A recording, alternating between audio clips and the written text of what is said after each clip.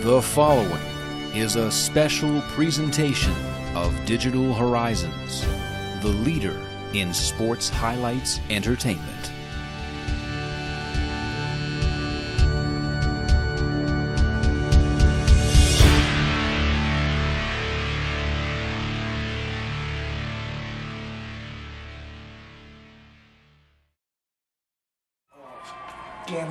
Gambinos. Oh, they gotta pay tonight, Troy Lords. I'm telling you. Last time you saw, everybody saw, tried to put me through a table. They broke my arm, tried to take me out. What are you smirking for?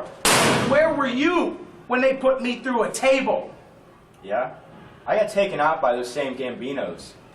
But if you'd open up your eyes and look at the big picture, they prove just what I've been saying for months now. Gambinos, you're not in our league. You don't belong to be with us. No. We already established that they are far not in our league. What are we going to do about what they did to me? J-Rock, you don't understand. We are men, they are boys. Wait, better yet, children. Because children don't understand the consequences of their actions. That's all fine and well, but that doesn't explain how they pay for what they tried to do to me. J-Rock, saying that they're children, I almost feel bad for what we have to do tonight.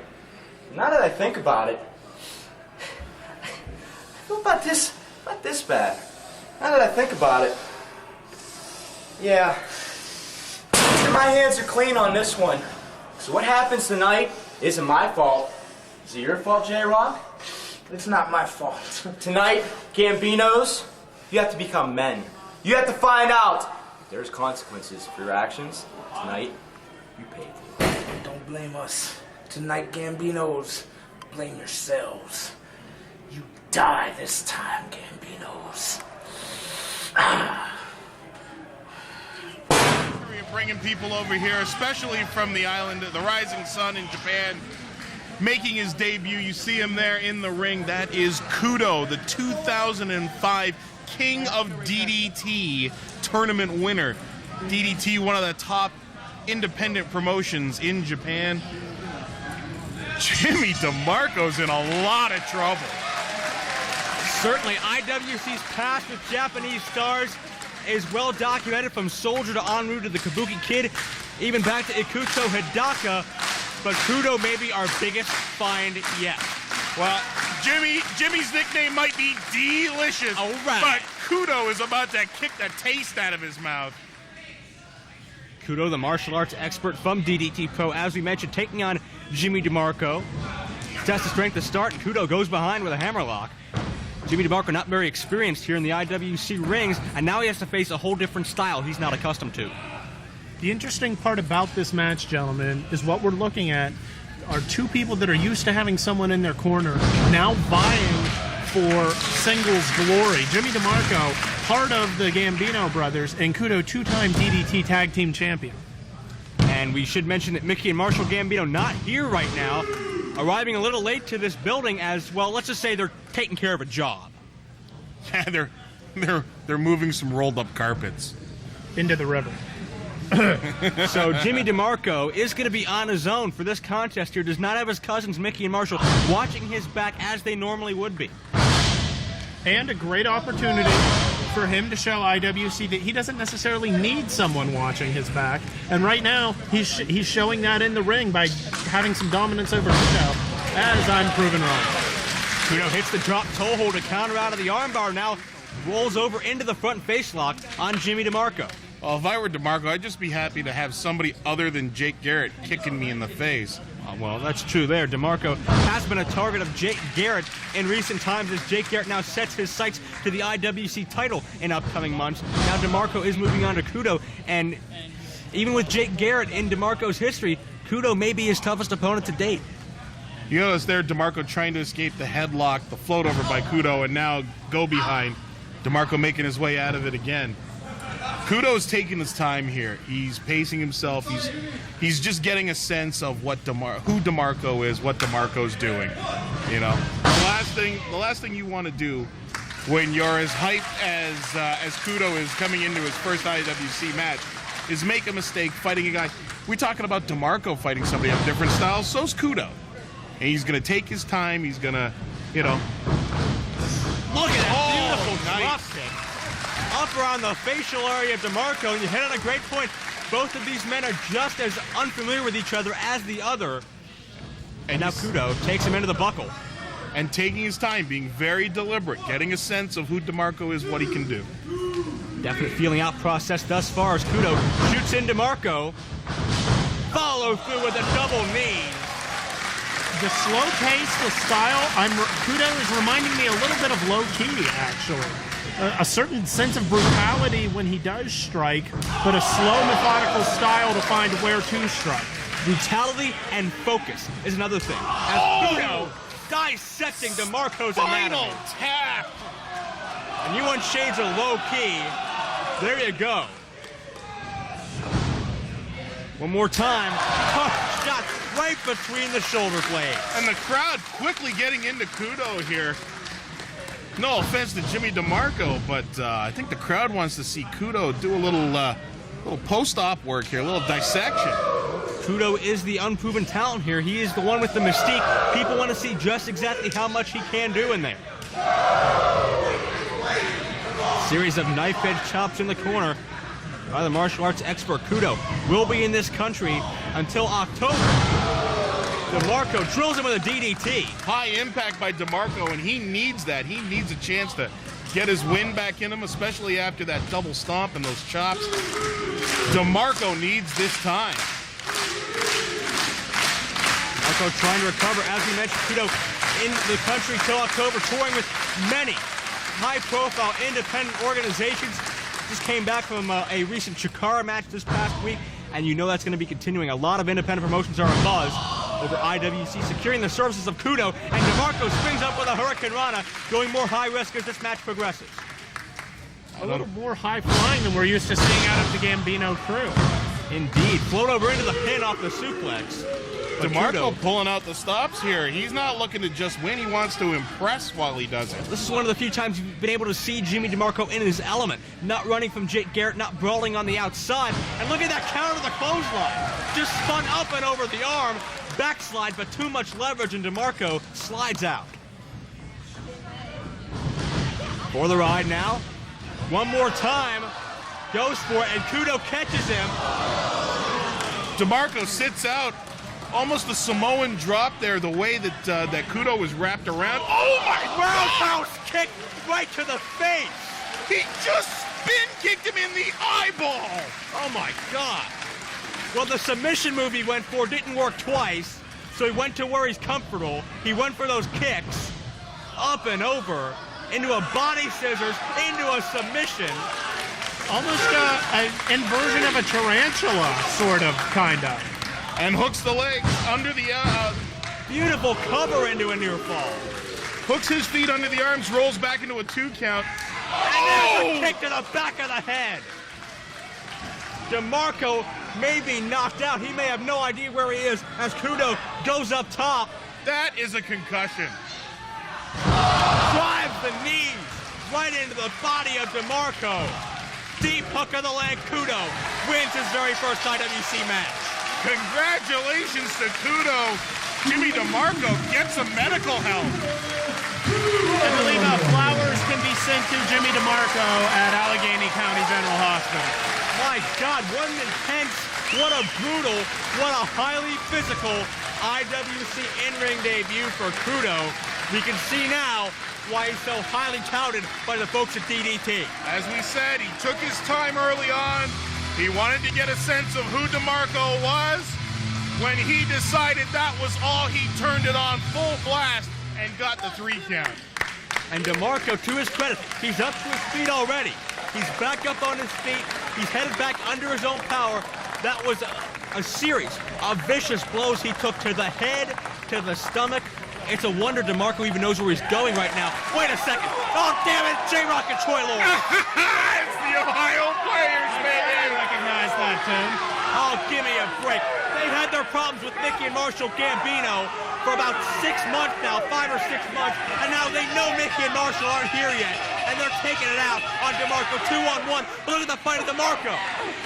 He was just in the fight of his life, but he's still battling back. Oh, goes downstairs. 2-on-1 wasn't enough. Give it up one time for Troy Lord! Oh, shut up. Give it up one time. This is a heinous assault. What's J-Rock doing with... He's getting the stairs! No. He's got the stairs! Put the damn stairs down. Oh, I think he just did. Face full of wooden stairs for Demarco! You're going to end this kid's career. That was his arm. Look at the monitor. Lord and J-Rock, Demarco is a sacrifice in their war with Mickey and Marshall What's he Gambino. doing? He's putting his arm on the stairs? No. He's got a chair! Troy's got a chair! Don't do that. Don't you dare do that. No. No, you can't. Hey. Oh! That's over the line. Ladies and gentlemen, I believe the words that Joe is searching for is compound fracture. Troy Lord, and finally members of the locker room coming out. Dean Radford, series of referees and security to run these thugs out of here. Well, the locker room can come out now. It's a little too late for Jimmy DeMarco's pitching arm. They may have ended this kid's career. Troy Lawrence knows damn well Mickey and Marshall are not here. Where are the Gambino brothers at now? Where's the family, huh? The family sticks together. Remember what Troy Lawrence talked about, the Gambinos taking responsibility for their actions. Wow. This must be what he meant. Oh, come on. You crossed the line. Hot balls of destruction. Get out of here. Arm for an arm. Remember the Gambinos. The Gambinos injured J-Rock's elbow, driving him through that table 4 weeks ago. And now they've given the Gambinos their receipt. Adding insult to injury. That's fantastic. DeMarco's seriously hurt here. Well, the crowd showing some appreciation for what's left of Jimmy DeMarco. Chances are he has been put out of commission for the foreseeable future. He's on his way to a hospital right now. Jimmy DeMarco won't be here, but what's going to happen when Mickey and Marshall Gambino find out about this? I will forward to where is the rest of the now I'm smoking to the rolling boxes, sipping on 14 after Sunday, dumb, we let the mustard, but watching all nice, we are, but if we got to wear it down, I will not be going to be some pay, oh, the blood, what today, we are weaving very relieved of love, but it was just over the land, the poor freak with the world, so quick, you can't get away, but it's a bankroll, keep your bankroll, yeah, I'm having a celebration, Lord, to stay high, when he makes easy, kind of rhyming now from my tribe, that tribe, we'll creep to the back, boss, got the dog on that trail, and we got the fool, oh, you know what the bunch of stuff about the you know, we death for real, boys. My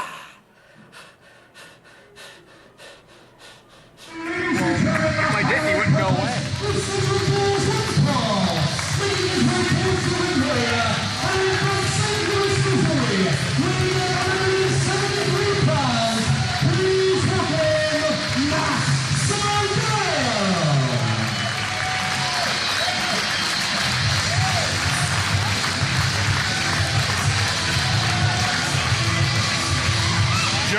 Matt Seidel's making his way around the ring.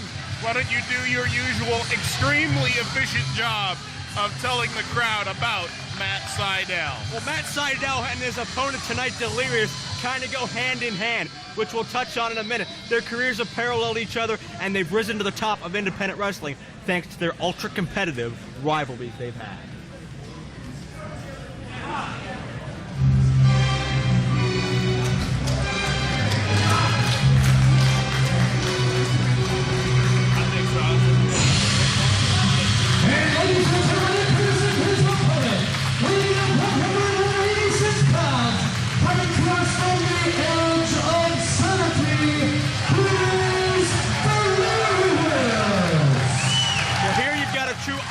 In every sense of the word, but he's a cult favorite all throughout the country, Delirious.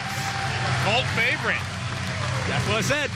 Manson family, Branch Davidians, Scientology. I didn't mean Tom Cruise's favorite wrestler, Oh, stop. Delirious, is here. Tom Cruise is a whole nother issue for a whole nother debate.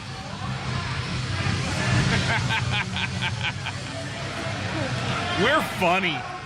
Scientology.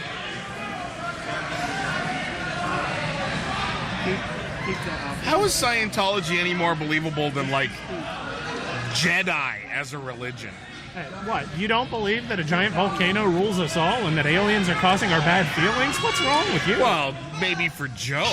And there's the bell. Well, there's enough of the topical humor for now, as we are set to see Matt Seidel and Delirious. And even after all these meetings they've had, Seidel still obviously cannot figure the man out. It's more of a topical ointment, really. I touched on it a moment ago. Rivalries that we've seen in indie wrestling that have shot both competitors into the stratosphere of fame. You want to look at CM Punk and Chris Hero, Punk and Colt Cabana, Alex Shelley and Jimmy Jacobs, Delirious and Matt Seidel fit that description. They've made each other famous with great back-and-forth matches. That's good, Joe. Very good for them. I'm sorry, it's just sometimes you're right, and I like to let you have one once in a while. First time for everything. Yeah. All right. Take the butter on your popcorn when you can get it, Joe. Butter-flavored topping. And Delirious still refusing to get in the ring here. You want to talk about a psych-out tactic. You want to talk about lowering your opponent to a false sense of security, and they have not even touched yet. And Delirious is complaining about a pull of the mask. This is, I've seen a lot in 2.5 years here, but this may take the cake. There's cake? Cake? I'm sorry. No, stop, don't start drooling over cake now. There's no cake, I'm sorry. Butter frosting. Cake with butter. We might need a cake of soap out here for you guys, but that's another story. Delirious is arguing with our official, Stephen Coulter. I haven't sworn yet. The night is young. Oh, indeed it is. Matt Seidel and Delirious have both competed for TNA, competed for Ring of Honor, had several matches in IWA Mid-South, exchanged a few titles there. Farnsworth and I competed for TNA once. But he had more money, so she went home with him. Absolutely. It's all about the dead presidents. Yeah. I need to be more clear with these, don't I? When it comes to dead presidents, I'm more of a Harding kind of guy. You know what I mean? Oh, Grover Cleveland. Grover Cleveland. There's a head scissors by Delirious, and Seidel able to counter. All joking aside, so far, very good mat work by these two, and you can tell they've faced off with each other several times. Well, I think this, Joe mentioned Cover this. here, quick cover, count of two. Joe mentioned this. For IWC fans, I think this is going to be a very reminiscent of what we saw 2 years ago in the Jimmy Jacobs, Alex Shelley feud. An established feud, guys who know each other and have wrestled each other. They've lost count of how many times they've faced off against each other. So now the point is to try and pull something new out of the playbook, to go back in there and try and come up with something new to shock your opponent. Well, the new shocking thing is the cleaning of the glasses for referees. Stephen Coulter. Stephen Coulter? That's Stephen Coulter? Yeah, that's Stephen Who Coulter. the hell's the other guy I've been calling Stephen Coulter all this time? That was... there's another guy? Oh, stop. Delirious complaining about just about every rule infraction in the book. And Matt Seidel has no idea how to react to this. Even after all these times they've stepped into the ring, Seidel is still thrown off. Well, Joe, crazy is always crazy. You know? That's true. Test of strength now in the middle of the ring. Delirious baits him in. There's that false sense of security we talked about. It's the arm drag. Deep arm drag. Now almost a Campbell clutch cinched in. Doesn't have the chin lock. Has the arms outstretched. As now Delirious a little post down. Does not notice that Seidel has countered the maneuver. Seidel with a kick, and I think Delirious is about to lose his lunch.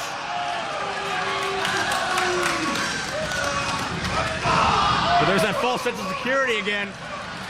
Seidel though completely off guard. How do you read a guy like Delirious? Kingdom, you've been in the ring. How would you prepare for this? The problem is that Seidel has to not let crazy affect him.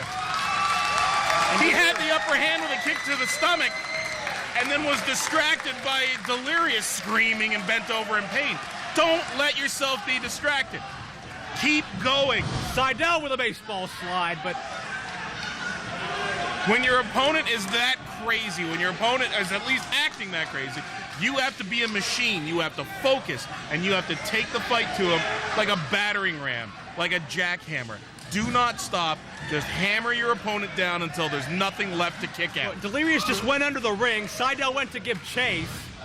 Delirious tried to catch him off guard with a baseball slide. There we go. And the knife edge chop connects. Max Seidel starting to get a little frustrated. There we go. But Delirious returns the shot. Well, I agree with Kingdom's advice. Mine differs slightly. Where I'm at Seidel, I would look to punch him in the junk really hard. Oh, well, that's not legal, in case you haven't noticed. Did you see it happen? Hey, what's legal got to do with anything, man? I agree. Farnsworth, that is a great idea. One good shot to the mommy-daddy button. Oh, stop with the mommy-daddy button. Will definitely slow down Delirious's antics. All of a sudden, those voices aren't talking so quick in his head now, are they? The chop exchange continues. Back and forth, Seidel looking to get the upper hand, but another headbutt. Gotta wonder if that mask might be loaded a little bit. Gotta wonder if Delirious might be loaded a little bit. Well, that's true, too. Delirious with an elbow, but look at Seidel. Where did that come from? Graceful turn into the sideline head scissors and takes him down with a clothesline. You want to talk about grace like that? Matt Seidel, a protege of the phenomenal AJ Styles. AJ speaks very largely on Seidel's abilities, but Delirious comes back with a hot shot. Now you see, here's the problem for Seidel. He gets the upper hand, then he takes that half step back to set up for something else. He can't take that half step back. That's the half second that Delirious is using to get the upper hand back in his favor. Instead of taking that half step back, you should take that half step forward and act like Galata, if you know what I mean. Delirious takes him up and down with a side suplex. Goes for cover, but you're not going to beat Matt Seidel like that. Well, now here's Delirious's problem. He seems to be focused on entertaining the voices in his head. Okay? And as long as Napoleon or Tweety Bird or whoever he's talking to in there is going to giggle when he poses on a pin cover, he's not going to win. He's letting Seidel back in the match. Well, now with a Cobra clutch cinched in on Seidel, Seidel has no leverage to try to get out of this. His best bet to get to a rope. So to sum up what you said, Kingdom, Delirious's advantage and disadvantage are the same thing. Be crazy. Oh my God! And just like that, Delirious has the advantage. Up top he goes. The problem is there's crazy and there's completely Meshuggah. Well, we'll leave our fans up to debate which is which. Seidel with an elbow to the side of the face, but not enough to deter Delirious. Oh! Hard shots by Seidel and chops to follow. Very physical matchup. Both guys pulling out all stops to impress these IWC fans in their very first appearance here. Up top, axe handle counter. Seidel gets the foot up. Oh my God, I think Seidel might have broken his foot kicking his boy in the face. Now Seidel, time to dig down deep. Pull out that inner fire, pull out that second wind. Pull out that spare ankle if he has it. Delirious has to regroup, has to consult with those voices once more. Seidel first to his feet, waiting for him. Another hard shot. Huge forearm from Delirious. Mid-ring exchange now by both men. Another headbutt. Delirious is taking a lot out of himself as well. Both men are just beating each other down at this point, seeing who can withstand it longer. Hard chops and shots, and now Delirious going back to that headbutt. I guess there's not much to damage up there, is there, guys? Seidel reverses. Huge spinning heel kick connects him right into the face. Well, he must have feeling back of that ankle because that was a beautiful leaping spin kick. Monkey flip time. Sends Delirious up and over. And out. Delirious needs time to regroup. Delirious looked like he was trying to take a seat. Seidel Trying to fly. Look at that beautiful maneuver. charging through almost into a standing shooting star. Reminded me of a flying space tiger drop. Did not touch the rope as he cartwheeled over the top rope. And the fans showing their appreciation for that, such grace in that maneuver. And now both men have to have a lot taken out of them. It's not too often you hear an actual IWC chant happening for a specific maneuver. The crowd apparently very thankful and grateful for a match of this quality. Well, tonight, no excuses.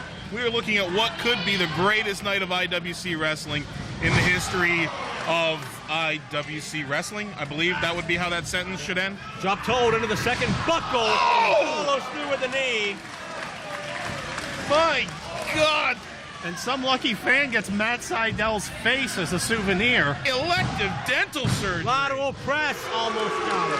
I don't know if it was elective or so much as random, Kingdom. Delirious getting frustrated as well. I think these gentlemen have won over the IWC fans. Now there's just a matter of who actually walks out in their debut with the victory. And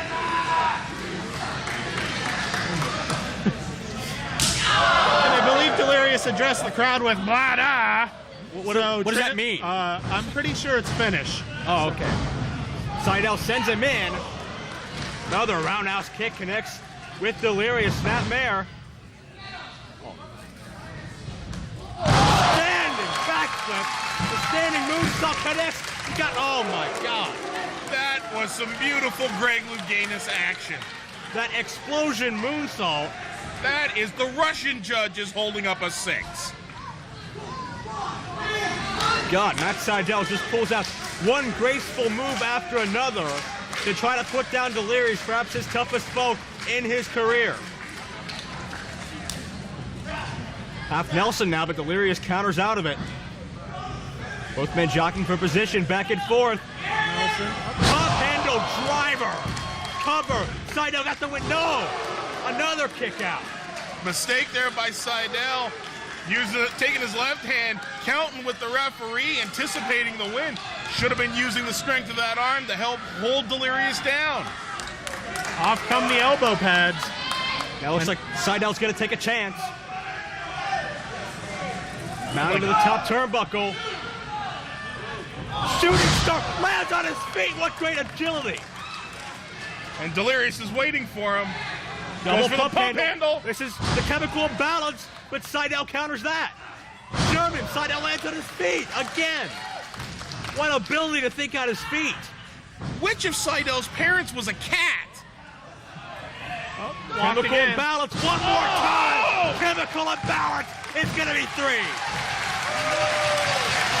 If you were wondering about Matt Seidel's serotonin levels, they're leaking all over the mat at this point. Fantastic debut by both these men. Couldn't have said it better myself. What a debut for Delirious, for Matt Seidel. They joined the list of great stars who have made their debuts here in IWC and won the crowd over in just one night. We won't be seeing any more CM Punk Chris Hero in the Indies. No more Punk Cabana, but we've got Matt Seidel and Delirious to follow in their footsteps.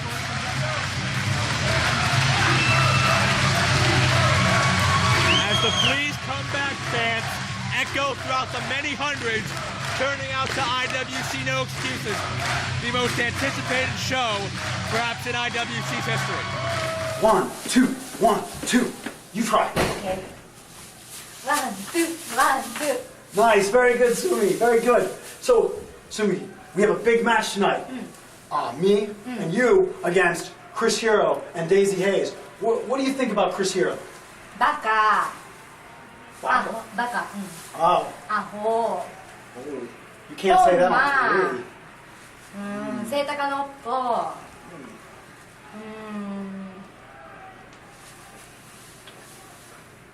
クリス・ヒーロー。Okay? 2 Chris Hero. 2 Chris Hero. Save the drama for your mama, bitch. What she's saying, Chris Hero, is that tonight at the Monroeville Sports Center, the true superheroes of IWC are going to be Sumie Sakai and Wonder Man Glenn Spectre. So all I got to say to you is be ready. watching this, Sir, did we you miss you. We love you. Did you fill out a WWE style resume to work here? Because you don't know what you're talking about. Holy moly.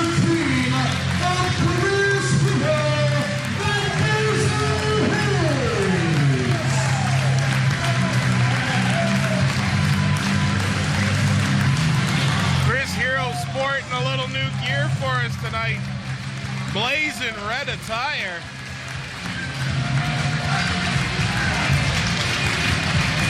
He's also sporting a new female friend in Daizee Haze, making her IWC debut. I believe this might be the first time, or not just the first time we've had a mixed tag, this might be the first time that women have competed in an IWC ring. This is indeed the first officially sanctioned matchup in IWC's history involving women as official participants. I think it's fairly obvious by looking at Daizee Haze that she wants me. So. What?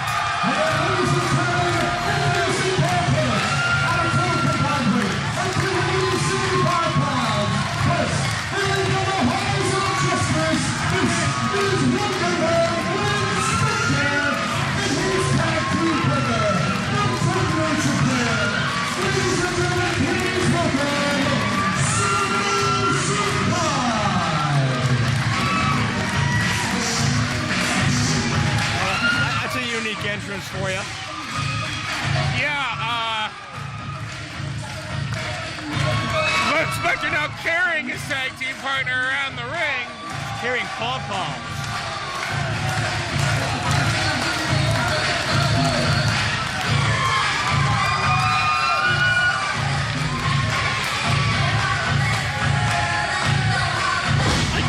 Exception to this. I believe the Wonder Man Glenn Spectre is in fact a Hall of Back girl. So, well, you can take that up with him later. Could you enlighten us as to what a Hall of Back girl is? I could, but you don't speak Finnish.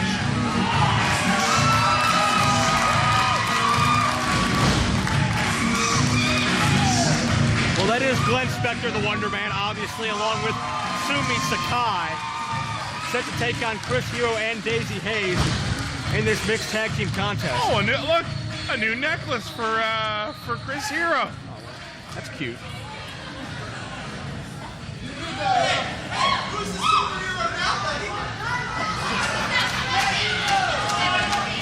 I don't know. I think Chris Hero may have him on that. He does have the headband now. This is certainly among the most interesting conflicts of personalities I've seen. I'm kind of at a loss for words watching this. We've got Chris Hero and Glenn Spectre, both claim they're superheroes. We've got Daizee Haze, who looks straight out of the 1960s. We've got Sumie Sakai from Japan, teaming with the all-American dressed Glenn Spectre. This is certainly a very, very unique pair of combinations. When did transvestitism become all-American, Joe? Well, 1982, Kingdom. 1982. Damn those Reagan years. I blame REM.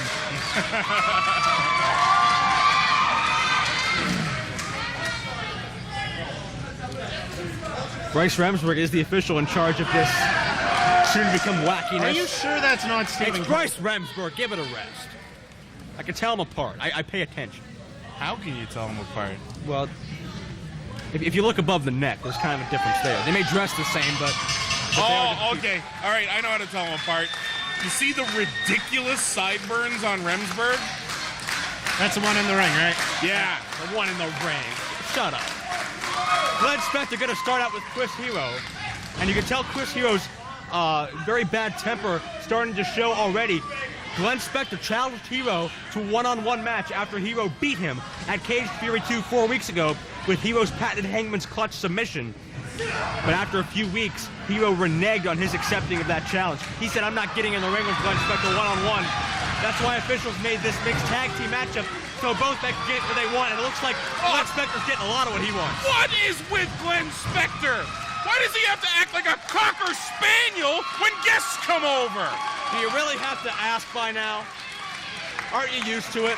Yeah, the Reverend comes for dinner at your house, And the family dog is going to embarrass you. Well, you Glenn Spectre's the family dog. should have locked him in the basement then. What am I going to tell you? Put some saltpeter in his diet and calm him down. Well, Spectre was looking forward to this match, but I guess that's in more ways than one now, isn't it?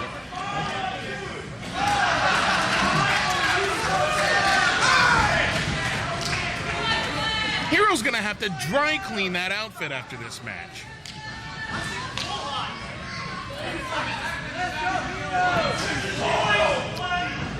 Collar and elbow tie-up now center ring as the superheroes collide in IWC once more. Standing side headlock by Chris Hero, working out into the wrist lock.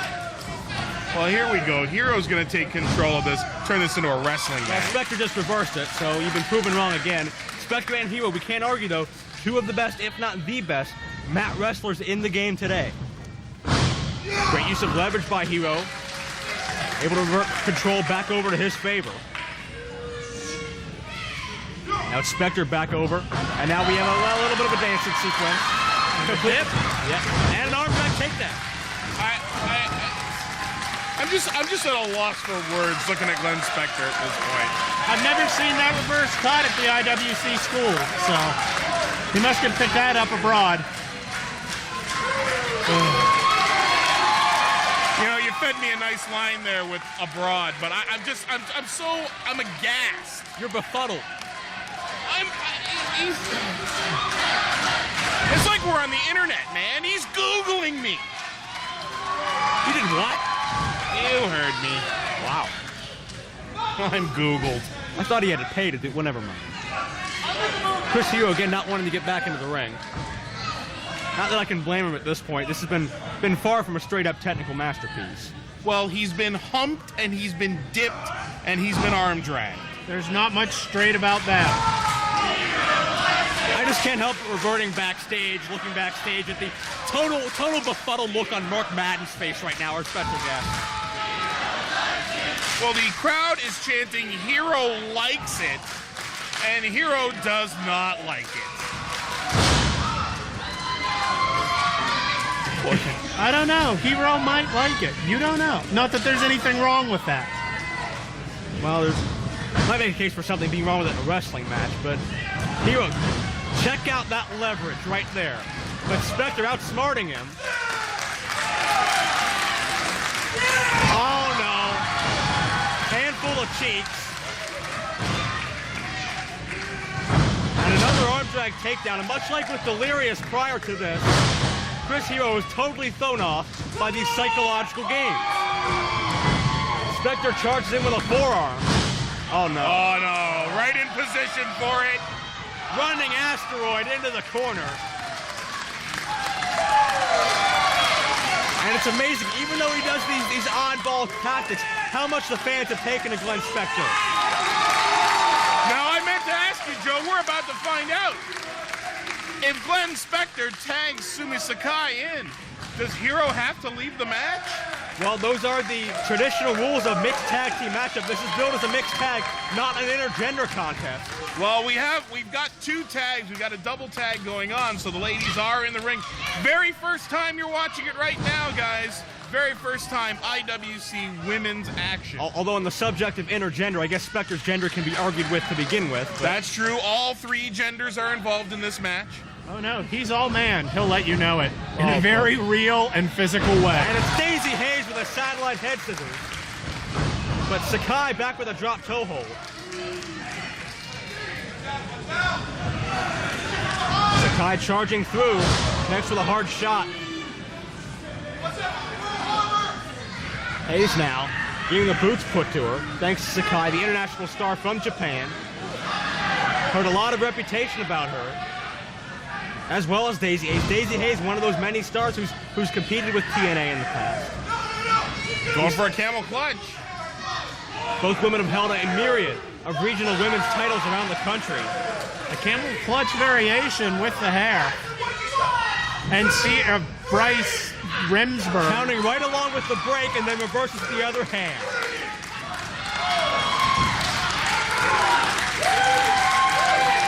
And well, that's totally legal in theory. I know you got to be loving this right now, Kingdom. Well, you know, hey, listen, if you can skirt around the rules, bend them, break them, get away with it, I'm all for it. But I'll tell you what, if I were a woman wrestler, I would shave my head. Wait, quick cover. Sakai gets out, but a low drop kick takes down Daizee Haze. Another drop kick, Haze almost out of the ring. Into the tag to Hero. Wait a second. Sakai's got to get the tag. Spectre in now. Spectre automatically in the match legally when Hero was tagged, and Hero disposed of as well. Well, apparently one of Hero's powers isn't super flight, because he went down to the floor hard. Wait a second. Double high risk. But Hero scoops up Haze and runs out a dodge. Well, that's... Spectre getting on Hero's case for being rather cowardly. That's chivalry. Chivalry. He protected his partner.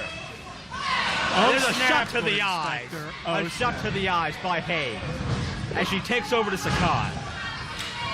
Haze doesn't look like the type of girl you'd see teaming with Chris Hero.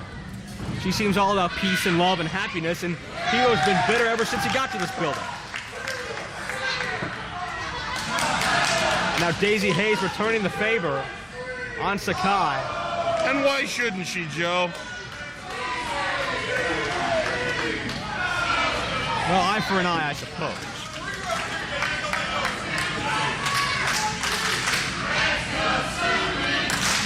Crowd's behind Sumie Sakai here. Double chicken wing by Daizee Haze.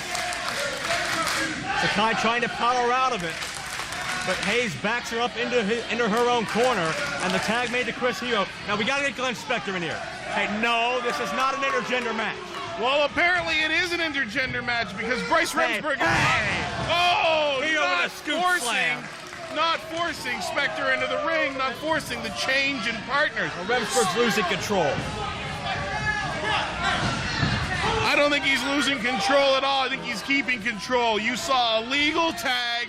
The legal people in the match right now are Chris Hero and Sumie Sakai. Too bad for Sumie Sakai. Remsburg may be a little confused by these rules here. This is a mixed tag matchup, not intergender rules, as thankfully Haze is tagged back into the contest. Well, apparently Bryce Remsburg is the man in control of the action. Well, has made a decision that it will be intergender. Cover, kick out. This is one time I cannot agree with the referee's discretion.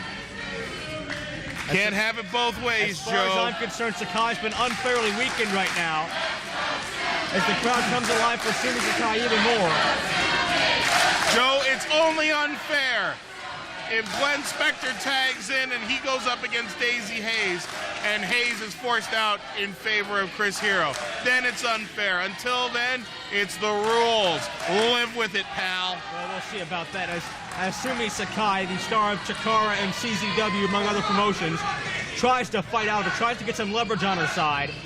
But Haze sends her right back down. Getting those short shots into the kidneys there and trying to loosen Daizee Haze's hold on her. Haze, an international star as well, recently returning from Mexico after spending a couple weeks down there. And now Spectre, we got an illegal double team as Spectre tries to help his teammate here. And but a very legal tag. Wow. You saw it, Joe. That was a tag. That's neither here nor there. We got male on female action in there. And that's not the way it's supposed to be here in this mixed tag team matchup. You keep saying that, Joe, but we have seen that this is what the referee has decided on. Well, so stop singing your song. Well. Stop singing your song. Hero with a variation of the figure four on Sakai now turns it over into almost an STF type maneuver. And how, if you're Sumie Sakai, how are you going to fight back from this Chris Hero? He's about 6'3", 6'4", about 220 pounds. Look how small Sakai is. Well, I think we talked about it earlier. She might want to try a shot to the mommy-daddy button. Oh, you and your mommy-daddy buttons. Sakai off the rope. Open hand thrust. Oh, a little bit of Sean Connery there. You're the man now, dog. Sometimes you gotta keep your women in line. And Spectre again baited into the ring. Normally after a slap like that, I'm used to hearing they'll make me a sandwich. Jeez. Oh, look at Hero. This match might end in a domestic violence charge. Making sure Bryce sees the tag. Haze is back in. Cinching in that double chicken wing one more time. Oh, my goodness. I laugh because I'm uncomfortable. How can you condone? I'm not condoning. Oh, listen to you over there. Quit trying to save face, you love it. Woo. Hey, if she did not want to get slapped by a man, she shouldn't have gotten in the ring with him. Yeah. Thank you, Farnsworth. Well, it wasn't really her decision, but be that as it may, tag back into Chris Hero. A kick right to the back of the head. Nothing pretty about that. Size 12 in the back of the neck. Sumie Sakai is out. Well, go ahead. The more we see this, the more upset Glenn Spectre's getting over there in that corner. Sakai's been isolated for a good 5 minutes or so. Spectre's got to get in there in that action. The nice part about that stomp was she won't remember the original slap to her head. So. Wait, Sakai with a sunset flip. She almost pinned Chris Hero. Get to the corner. She got the tag. Spectre the legal man. Forearm for Hero at a second time. Glenn Spectre rejuvenated and fresh. Hero's been in there a while, back and forth, and Spectre takes charge. Lateral press, and Hero kicks out. Huge forearms out of Glenn Spectre, taking control of Chris Hero, and firing a forearm right into the... Standing senton into the lateral press. Hero kicks out. Haze would have been late with the interruption. Now Sakai getting her hands on Haze with a drop kick from the top. Huge missile drop kick from Sumie Sakai. Spectre charged with a clothesline. Hero is disposed of.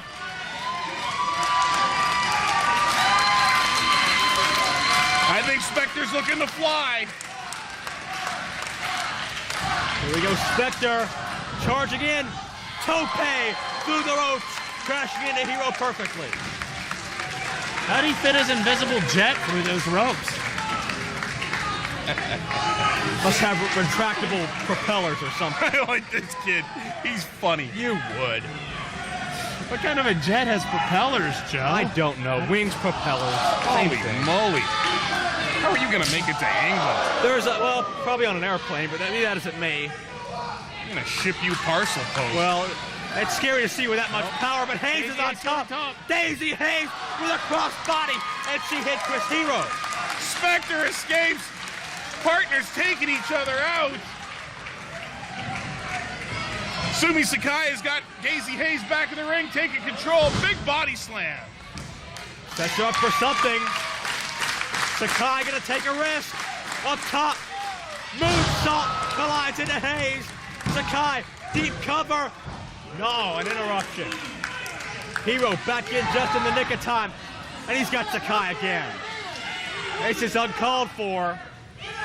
Calling for help from Daizee Haze. Neither of these two are the legal participants here. Sakai with a block. Inside cradle. Haze reverses it back and forth. Both women trying to get the leverage on their side. And Bryce Remsburg doing a bit of, I believe, the Charleston there to get away. Cover, Sakai on top. But Haze kicks out.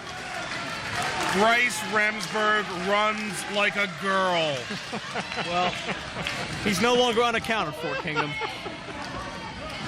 Sakai. It's funny because it's true. Duck of the clothesline by Haze. Spins her around. Drives her face first into the mat. Snapmare driver. Cover. But Spectre interrupts that pinfall. And now it's Haze and Spectre exchanging. Duck of the slap. She connects that time. Caught Spectre sleeping, but Spectre disposes of her. But Hero from behind. Hero with a couple of knife edges. Non-stop action here from all four participants. Fireman's carry. Plants him down. Now Hero may be going to the buckle. Setting him exactly where he wants him before he goes to the top. Hero may be looking to put Glenn away here. From the top rope. Double stomp. Into the abdomen. All the air rushing out of Spectre. Hero's going to go for the kill here. Wait, Sakai from the top. Sakai breaking up the pin from the top rope. At the last possible second. Spectre. I think Spectre may have gotten his arm up to save himself. And Sakai stomping on Hero Revenge from earlier. Sakai getting retribution. Oh no, Hero caught her. No, don't do this. Hero playing with her now. No, not the Hero's welcome. Spectre in at the last minute. Oh no. No. Oh, the cross bottom. Cross bottom by Spectre, but he didn't get him. Despite the impact and despite the disgusting nature of that move, Hero still kicked out. What is with Glenn Spectre? Why would you put another man's hand down your marble sack? Why do you still need to ask? Wait a second. Hero roaring elbow to counter the shining asteroid. Duck of the clothesline. Spectre rolls him up. He's got him trapped and he's got it beat. Amazing roll-up. Chris Hero, known for some of his fancy moves, just got ones onto him in the ring by Wonder Man Glenn Spectre. Chris Hero sitting in the ring going, what happened? Another fantastic high-impact competitive matchup here at IWC's No Excuses in the Monroeville Sports Center. As Kingdom James busts a move, a completely unreasonable move, as Glenn Spectre and Sumie Sakai celebrate the victory. Go on, Joe, do the robot. Oh, stop it. You're terrible. That was fantastic. Indeed, Spectre celebrates with Sumie Sakai. Hero may have won that first matchup, but Spectre evens the odds. And, well, that's not going to work too well. Spectre and Sakai they can break out their pom-poms and have their own unique celebration, because Glenn Spectre has indeed pinned Chris Hero, one of the best match stars in this game. Spectre's reputation continues to increase. Every time Chris Hero comes to the IWC, he ends up leaving a little, a little uneasy. I end up leaving, with a little weird feeling in my stomach. Last time I was here, I wrestled Glenn Spectre. A lot of people call him Wonder Man. He wears the Wonder Woman outfit. That doesn't make any sense. So I go in there, I'm mat wrestling the guy, and what does he do? He grabs my rear end. Makes me a little queasy inside. Upsets me a little bit. So what did I do? I took him on the mat, and I embarrassed him. I embarrassed him in front of his hometown crowd, and I proved that Chris Hero is the hottest thing going. He's the best independent wrestler there is today. So after the match, he whines and cries, Chris Hero, I look up to you. I think you're a great wrestler. I want to be like you. Can we have another match? And I say, sure, let's have another match, buddy. But you know what? I changed my mind. Glenn Spectre was not worth my time, so IWC management ended up putting me in a mixed tag. I had to team with a woman against a guy that thinks he's a woman and another woman, a Japanese woman. Tonight, Glenn Spectre, you pinned me. No bones, you pinned me. 1, 2, 3. But you needed the help of a woman. What does that say about you, buddy? When I win matches, I don't need anybody's help. You may be happy with that victory, but this isn't over, Glenn Spectre. I can take you one-on-one anytime. I can beat you, no problems, no questions asked. Because Chris Hero is the best thing going, buddy. It's not over. I'm not going to be back next show. I may not be back the show after that, but Chris Hero will be back. I'm going to be here and embarrass you once again in front of your hometown crowd and show you that you're not a superhero. Chris Hero is the superhero. Looking for answers. Is that? Oh no! Oh man! Not again. Bubba the Bulldog.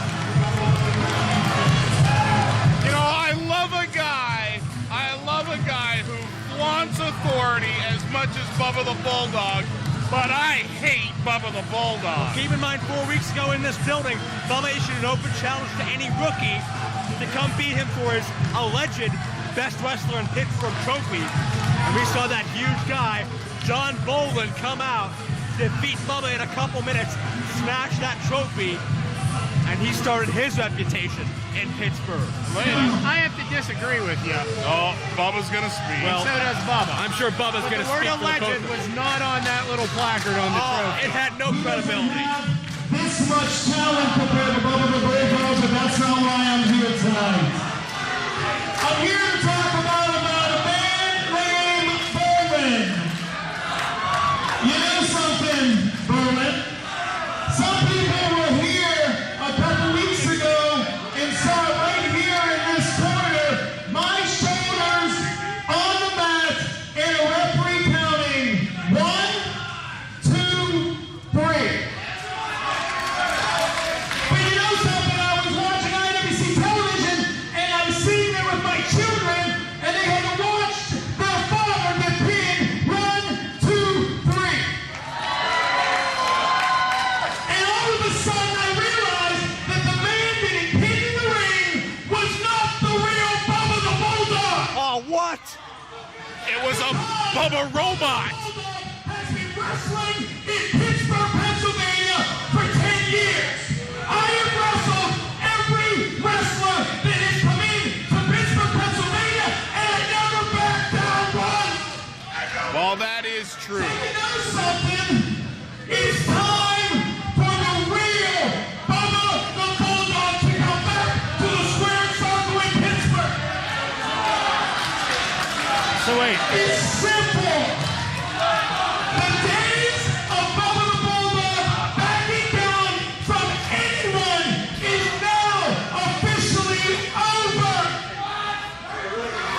So, as much, Baron, as I want to beat the crap out of you, part of me needs to thank you because that 1, 2, 3 woke me up. So, you know something, Bowen? I want you to come out to the ring right now and shake my hand, not because you're my friend. I want to shake your hand for waking me up, and when we shake that hand on August 13th in Uniontown, you know the next time you're in the ring with Bubba the Bulldog, I'm going to kick your ass. Well, interesting comments from Bubba the Bulldog. He wants to shake Boland's hand to wake him up and reawakening the real Bubba the Bulldog, metaphorically speaking. Yeah, he wants to shake his hand, but he's holding his hand in a couple of fists there. And here's Boland, the newcomer on the scene, graduate of TNA's Gut Check in 2004, a former powerlifter, a college football All-American, a natural athlete, and he's getting right in Bubba's face. I'm not here to fight you. I'm not here to fight you.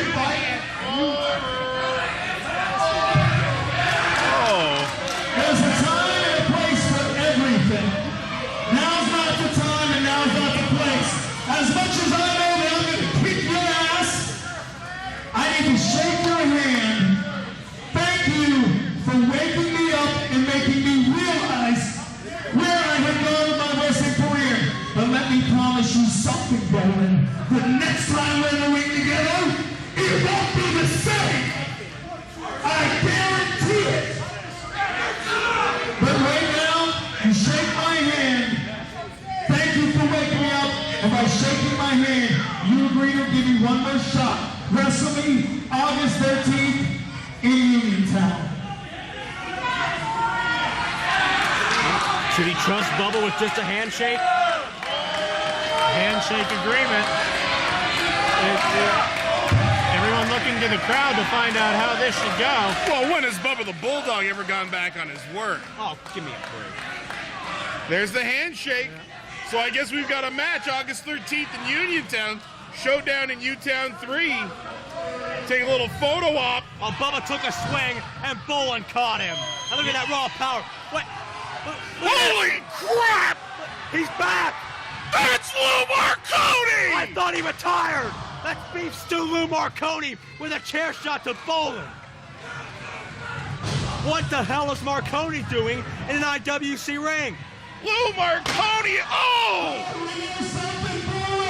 You know something, Bolin? You know, you think you can always get over on me, don't you? No, my friend. Don't ever You know, you go into the ring to do one thing, and that's fight. And Bolin just learned a lesson here tonight. That if they're calling you out to the ring, they're not looking for a handshake. Beef Stew, Lou Marconi, and Bubba the Bulldog. Lou Marconi, an icon in this town. Multiple times. Bolin comes back, Whoa! and Marconi and Bubba getting out a dodge. Multiple time champion, heavyweight champion in Steel City, Crosstown, our friendly Crosstown rival. Bubba Boo! Bubba Boo! Bubba Boo! Bubba Boo! You know something, Bolin? Hey, August 13th, buddy. What do you got? What do you got for me? What do you got for me? What do you got for me? I was. Come on, man. Come on. Hey, Bolin. You know something, Bolin? Hey, you know something, Bolin? You think you got what it takes with Bubba the Bulldog? Don't ever turn your back on Bubba the Bulldog. This is Beef Stew Lou Marconi. He's back. You haven't seen him? Well, guess what? You're going to be seeing a lot of us together. Remember, as long as Bubba the Bulldog, Lou Marconi are together, you'll never be safe. August 13th, don't forget. You better show up. We will. Bubba, the last time I wrestled your ass, it was me that picked you up over my head and smashed your face in the ground. Now, you want to call me out there, say you want to shake my hand because I woke up Bubba the Bulldog? Fine. That's great. I shook your hand. I felt how cowardly you were. And then you try to sneak me? Yeah, all right, you saw how good that was. Boom, caught your hand and put you on your knees. But that's all right, because you got to bring somebody out of the back to hit me in the back with a chair. Fine. Bring the Navy, bring the Army, bring whoever you want. Bring anybody to the ring August 13th in Uniontown, because I'm going to put more pain on you. Bubba, you are going to die. No. You've tried to break my neck several times, but guess what? It's still standing strong, and you didn't succeed. Tonight, there will be no tag partner interferences.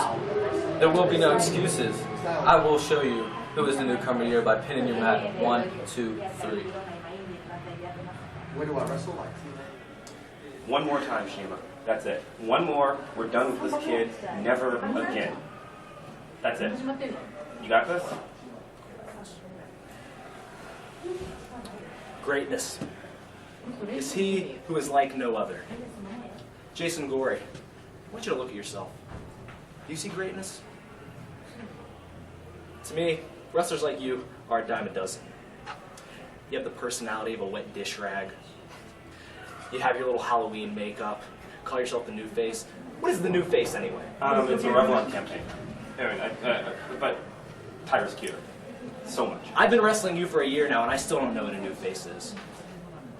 You know what? My she-marks, they know what greatness is. Greatness is every time I step through that curtain, I leave an impression in their minds. Regardless of whether or not it's a good or bad impression, it's the thought that counts. At the end of the night, when they go home from the show, they'll remember my face. And Mav, they'll remember my name, if they can pronounce it. You can pronounce it. Yeah, it's hard. Gory, I've got to admit, we've had a lot of battles. But I'm really burnt out on wrestling. Mainly because I'm sick of beating you all over Pittsburgh. There's nothing left to prove. I've got nothing to prove to IWC. I've got nothing to prove to the fans. Certainly nothing to prove to you. You got something to prove to his sister. One more. But most of all, I've got nothing to prove to myself. The challenge was over months ago. I've already beat you. I'm on to bigger and better things after tonight. And you, Jason Gory, you're going to be lost in the shuffle that is independent wrestling, like you always should have been. And that is a fashion statement. The following contest scheduled for one fall shall determine the winner of the 2004 IWC Rookie of the Year. Dish, then another one.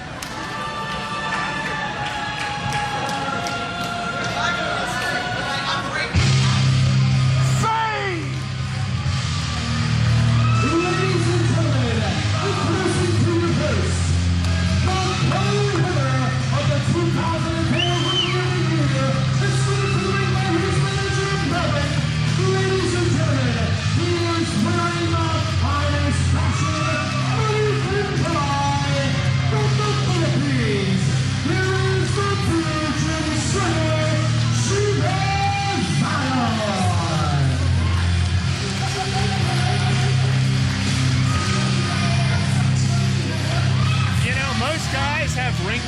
they carry with them to the building, you know, something to change into, come to the ring.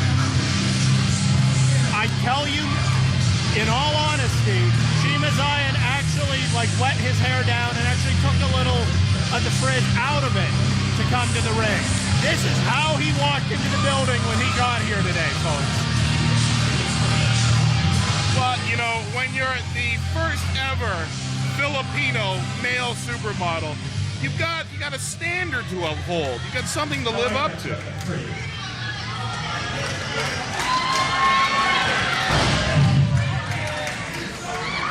$8 months. I will come and slap.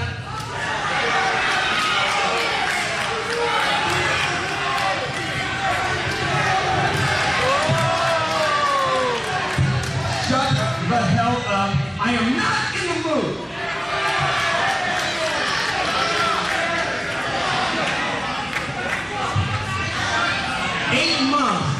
I have been dealing with Jason Gory.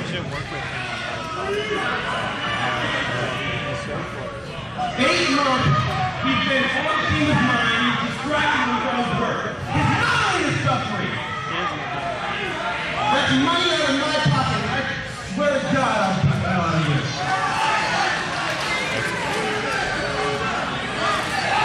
It ends tonight. Jason, I'm tired. No more. You want to prove something? Come prove it to Shiima Xion. Shiima Xion should have been the Super Indy champion. He should have won the Young Lions Cup. He was dealing with you. Shiima Xion should be the heavyweight champion. Which one is going? So come out here and get your ass beat. Impressive claims by the Prophet of Profit. Shiima Xion should be the heavyweight champion of IWC, according to him. And ladies and gentlemen, I'm not sure if Maverick mentioned this.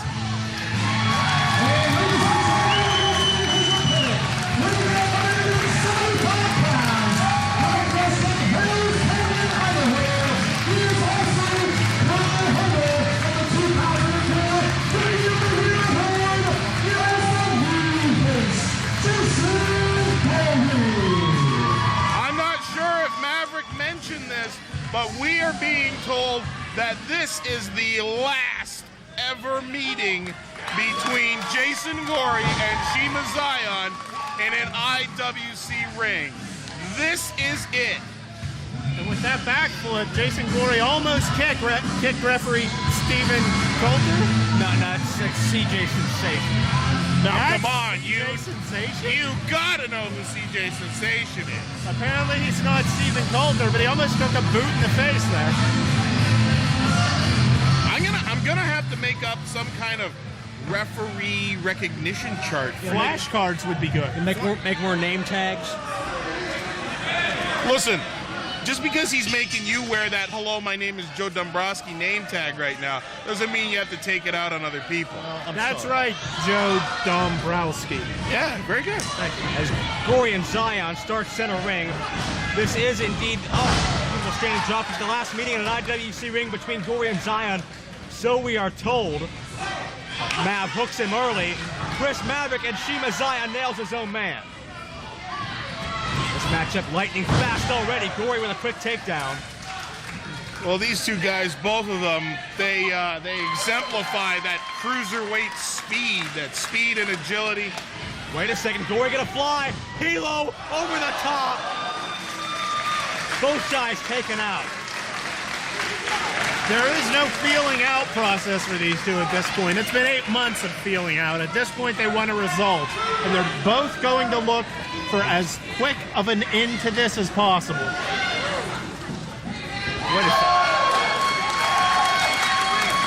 Jason Gory just posted up off of Chickowitz's man at ringside and got a beautiful Hurricane Rana going. Oh! Dragging DDT off the apron. Frightening.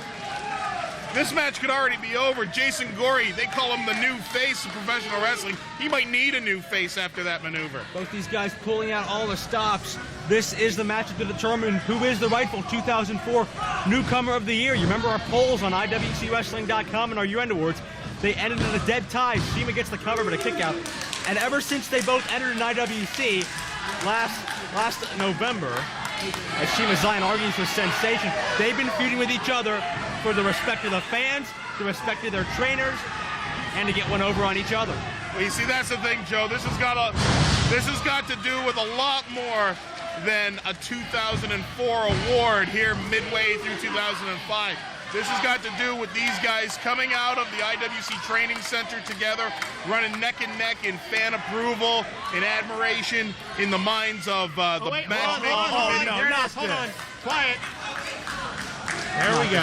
A photo op in the middle of this damn match. Photo op. There's always time for primping, gentlemen. There is not time for primping in a matchup like this. And Gory's showing you exactly why. Gory, with his legs hooked in a grapevine, takes the opportunity, he reaches over and grabs Shiima Xion, starts unloading, just drilling him in the face with fists. Shiima tries to maintain the advantage now. Kick to the midsection, but Gory pops up Hurricane Rana to Shiima Xion. As I was saying, this has got to do with the future of IWC and the future of both these men. The leg up in this feud is gonna be getting Super Indy title shots, gonna be getting headline matches in this promotion. They're gonna help them make a name for themselves around the wrestling community. And keep in mind the victory Shiima Xion got over Jason Gory in that mixed tag at Cage Fury 2, as Gory's planted right across Shima's knee. When Shiima and Petey Williams beat Gory and Chris Sabin, that convinced officials over at Chikara, as we see in Nearfall, the officials at Chikara, to book Shiima over Jason Gory in the Young Lions Cup tournament this past weekend. And that's the kind of thing that happens. That's what they're doing this for. Trying to establish themselves not just in IWC, but in the... Oh my God! Knees right in to the upper body of Shiima Xion. Lightning fast counter. The man makes his living with his face. What's Gory doing? Well, I don't think Gory cares. He's going for the QAS right now. Shiima counters. Sit out powerbomb. That is the first time I've ever seen the QAS countered. There's a brilliant use of leverage by Shiima. That might have been all. The QAS puts away more opponents than it doesn't. And Chris Maverick trying to rally Shiima Xion back to his feet. That's to continue this matchup. One more time, Joe. What does QAS stand for? Quick as... Hey, whoa. Sorry I asked. I know where you're going there. Mid-ring exchange, Gory getting the better of it. Hard shots. Sends the Virgin Slayer in. Here's a counter. Wait, Gory bomb coming up.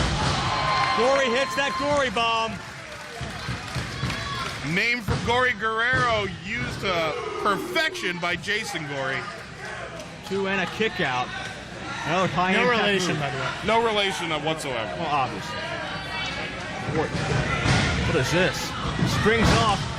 Shiima countered the first moonsault.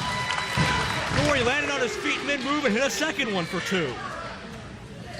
Good planning by Jason Gory. You can tell both of these guys know each other. Oh, they not only wrestled together these past 8 months, they trained together. They've been with each other since day one. It's not just point, counterpoint. It's counter after counter. Oh! Shiima spins him into the neck breaker. Now Shima's chance to capitalize. Shiima, lateral press. No, another kick out by Gory. Both men know these are all the stakes. This is how this rivalry is going to be remembered for. And Chris Maverick's in the damn ring. Oh, giving him a little boost. You gotta be kidding. And Shiima went for a high-risk move, but Gory had moved out of the way about a minute earlier. So intent on getting themselves together, they didn't even notice Jason Gory moving. Well, that plan sure as hell backfired, now didn't it? Gory, masochistic healing. Masochistic healing. The standing Spanish fly. Shima's put away. That should be it. If Gory can get the cover, this is it. No, I can't believe he kicked out of that. 2 count from referee Sensation. I cannot believe Shiima mustered up enough to kick out of masochistic healing. Shiima has spaced pretty much all of Gory's top moves, and he is still standing. From lust to dust. Oh, Throws him off. That's put Gory in a precarious position a couple times. Wait, oh! What is this? What is that? Holy cow! Whatever it was, it damn sure worked. He moved the center of his weight and Shiima Xion's weight essentially over the torso and dropped him on his neck. Shiima Xion said last match he was going to break Jason Gory's neck. Jason Gory just gave him the receipt on it. No doubt about that, as Jason Gory, after 6 months of speculation, is now the official 2004 IWC Newcomer of the Year. Congratulations to Jason Gory defeating Shiima Xion for this honor.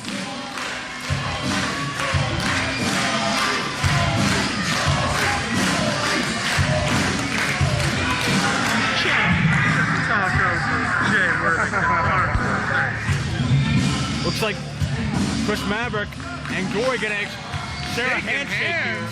No! That reverse! Oh my God! That put him in the hospital 4 weeks ago.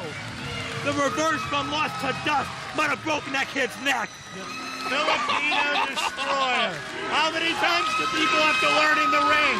If someone looks to shake your hand, look out behind you.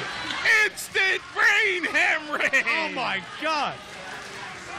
They ought to call that maneuver the aneurysm. The IWC office may think this is over, but I think Shiima Xion and his prophet of profit have other ideas. Well, Eddie Kingston, be careful what you wish for. You want another match with me? You got it. In about 5 minutes, I'm going to go back out there, and I'm going to beat the unholy hell out of you all over the Monroeville Sports Center. Eddie Kingston, let me show you something. This is the IWC title. This is my 10th defense.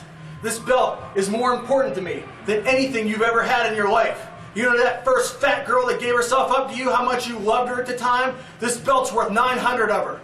Eddie Kingston, you wish for another title shot with me. You wish to brawl with me. You wish for me to be the Shirley Doe that brought me to IWC, that made me the twisted son of a bitch that people hated. Be careful what you wish for, Eddie Kingston, because it's going to get you killed. Shirley Doe, tonight's the night. July 29th. I finally get my rematch.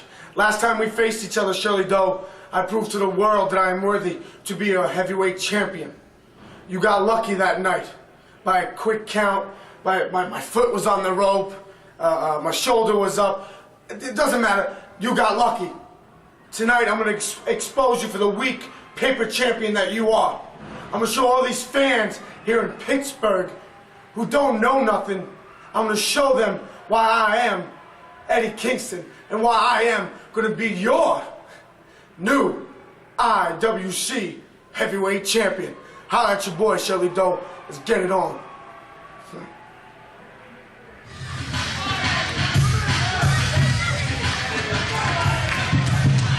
How you doing, Chuck? Good to see you. Real simple, folks. It's gonna be real difficult. Hold up. Hey, first off, time out. You may be sitting next to a girl, but I heard about you giving wrestlers back rubs, so be quiet. I don't need to. He's a fruitcake. I'm not patronizing you morons. Sit down. Bottom line is this. Latino's not here. That bitter old scumbag. So I don't have to be on my best behavior and not say nothing because that other scumbag Ron Thomas told me, Eddie, please behave. Don't do this, don't do that. The bottom line is this. I'm from New York, where the greatest fighters live. Shirley Doe, we're not a fight partner. Let's get it on.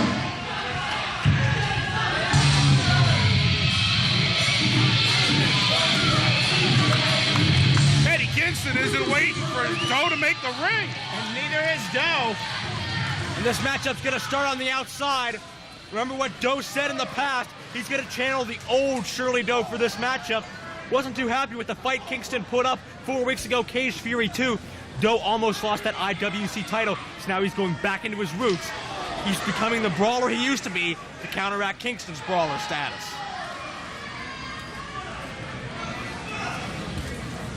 Both men fighting on the outside here. Our view's kind of obstructed here. Hundreds upon hundreds of IWC fans here live at No Excuses to take part in a very, very special night for all of us on hand.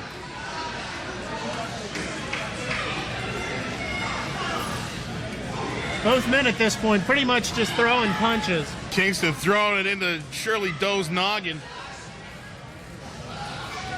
Making their way over near the penalty box.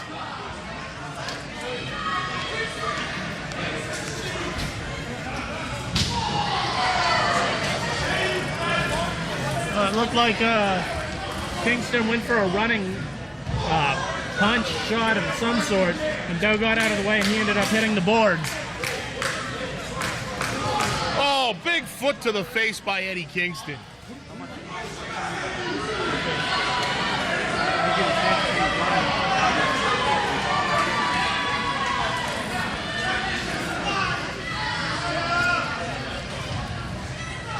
Kingston letting everyone know that that title should be his.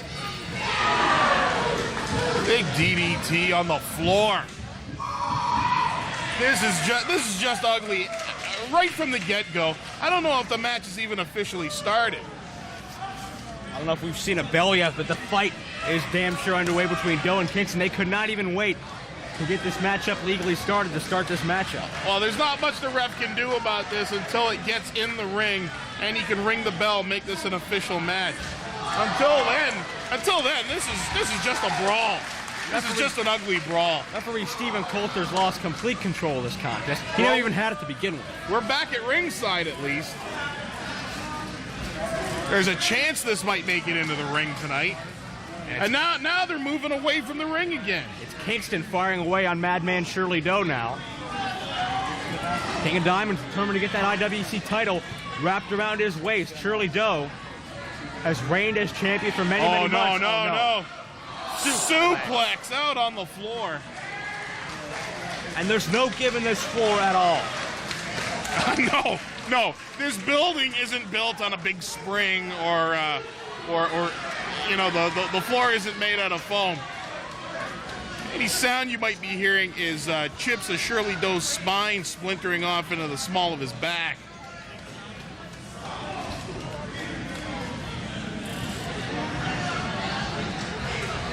Shirley Doe mentally wanted to go back into his roots, wanted to face Kingston in a brawl, wanted to bring back the Shirley Doe of old, but physically, you have to wonder if he's ready for this.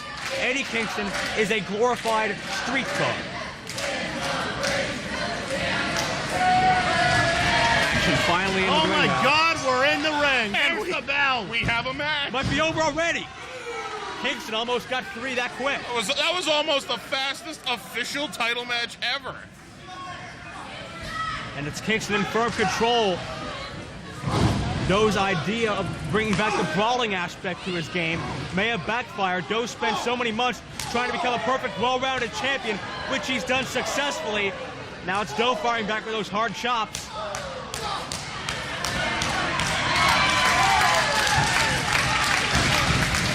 Doe wearing away at Eddie Kingston's chest. Snapmare out of the corner. It's a kick straight to the upper body into the lateral press. King of Diamonds is down, but not out.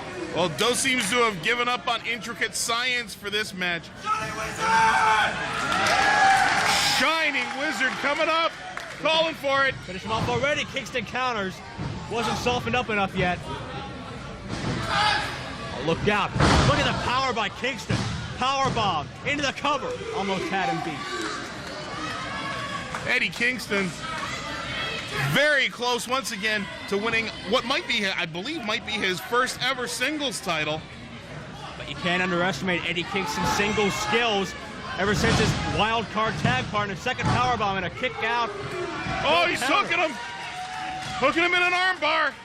Almost a triangle choke by Shirley Doe on Kingston.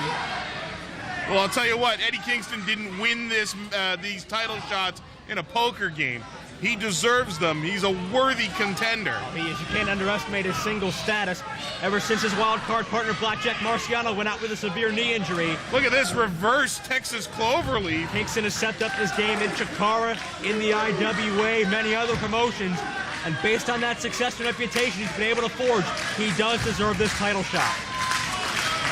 Very innovative submission hold. Sunk in now. Oh, yeah, he's down. He's got Shirley Doe down. Doe grabs the bottom rope. I gotta say, I like the fight that Eddie Kingston is bringing to Shirley Doe. A lot of people aren't able to go punch for punch with Shirley Doe. Balls Mahoney's the only person I can think of that's been able to withstand the floor tactics, the beating, quite as well as Eddie Kingston. I am impressed. Doe takes out the knee, set up for the Shining Wizard. But Kingston's back up. Forearm ducked. Oh! Folds him up, almost a backdrop driver. Another Shining Wizard! Doe's back up. You can't keep either of these men down. That is fantastic. Back and forth between these two men, just looking to take each other out with the big shot. While both men are willing to break their own necks to get this title, I think they'd much rather break each other's necks to try and win it. Well, Eddie Kingston really has something to prove here with his partner out, left in singles action. He is out to show the wrestling world that he, on his own, is a commodity, and you would know about commodities, Farnsworth. A thing or two. And what better to prove yourself worthy than a little bit of gold? Absolutely. Oh, what a hard headbutt by Kingston. And a backhand cross. Shades of Vader with that spinning backhand. Kingston wins that particular mid-ring exchange, and now off goes the elbow pad. Winding it up. Setting up for something devastating here. Off the ropes. Doe with a duck. Comes around with a stunner. Into the third Shining Wizard of this match. And Kingston Smart gets to his feet. Oh, but he walked right into it. Silly head two. Silly head That two. it? By Shirley Doe. And he gets him. Ladies and gentlemen, the winner of this contest and his 10th successful title defense, still IWC champion, Shirley Doe. Doe retains the title after another hard-fought win over Eddie Kingston. Again, it wasn't easy. Again, it wasn't pretty. But it was damn sure brutal. But Shirley Doe extends a record-setting IWC title reign even further.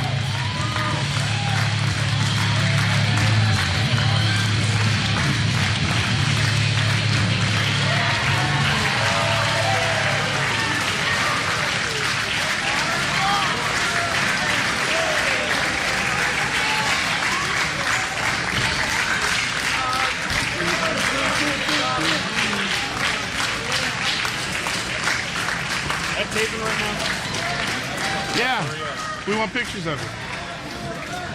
Ladies and gentlemen, at this time, would you please join me in welcoming from ESPN Radio's 1250, the host of the Mark Madden Show, Dominic himself, Mark Madden. Now, we mentioned Mark Madden as a special guest, but why exactly is he in IWC? Maybe he's gonna challenge Doe to a match? Well, I sincerely doubt that, but at least doesn't have Mr. Friday Afternoon Glenn Gilbertetti with him like in the past. Oh, the boogeyman. We have workers coming to the ring. We have wrestlers circling the ring. 5 years ago, and I always told myself if I ever did it again, it would be for a good reason. And it is. I'm here to honor one of the hardest working guys I've ever seen on the indie wrestling circuit. He's doing great work in Japan, and today happens to be his birthday. So let's wish a happy birthday to IWC champion, Shirley Doe.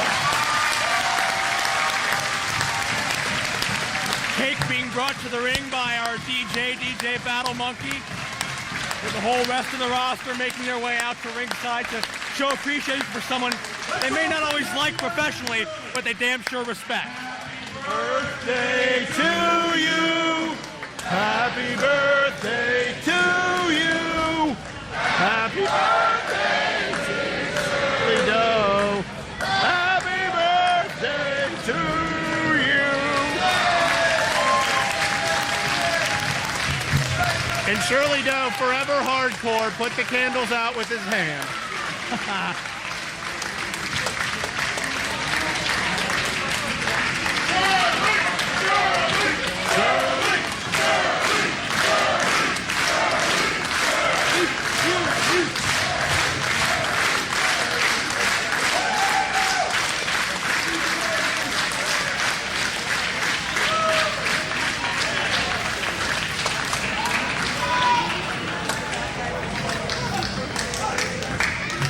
Thank you. Gee, it's on, but I'm out of breath because I'm fat and old.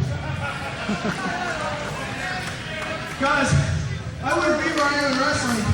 It wasn't for the fans to come out every time. If this is for you guys, it will be Miss Shirley Doe. Thank you.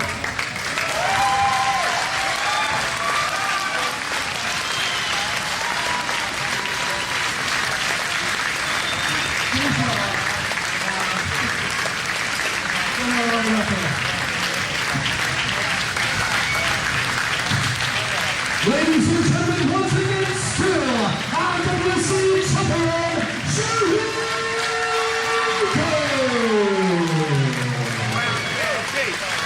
Ladies and gentlemen, please welcome to the ring, first hot 20 minutes, and walking down of destruction, Shiima.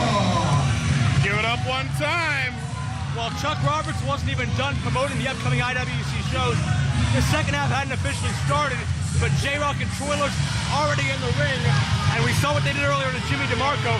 Demarco's been in the hospital for the better part of 2 hours now. This guy might have a fractured arm, and J-Rock and Troy Lords are back out here at ringside, and they do have a scheduled match with Mickey and Marshall Gambino, but we don't know if Mickey and Marshall are back from their job yet.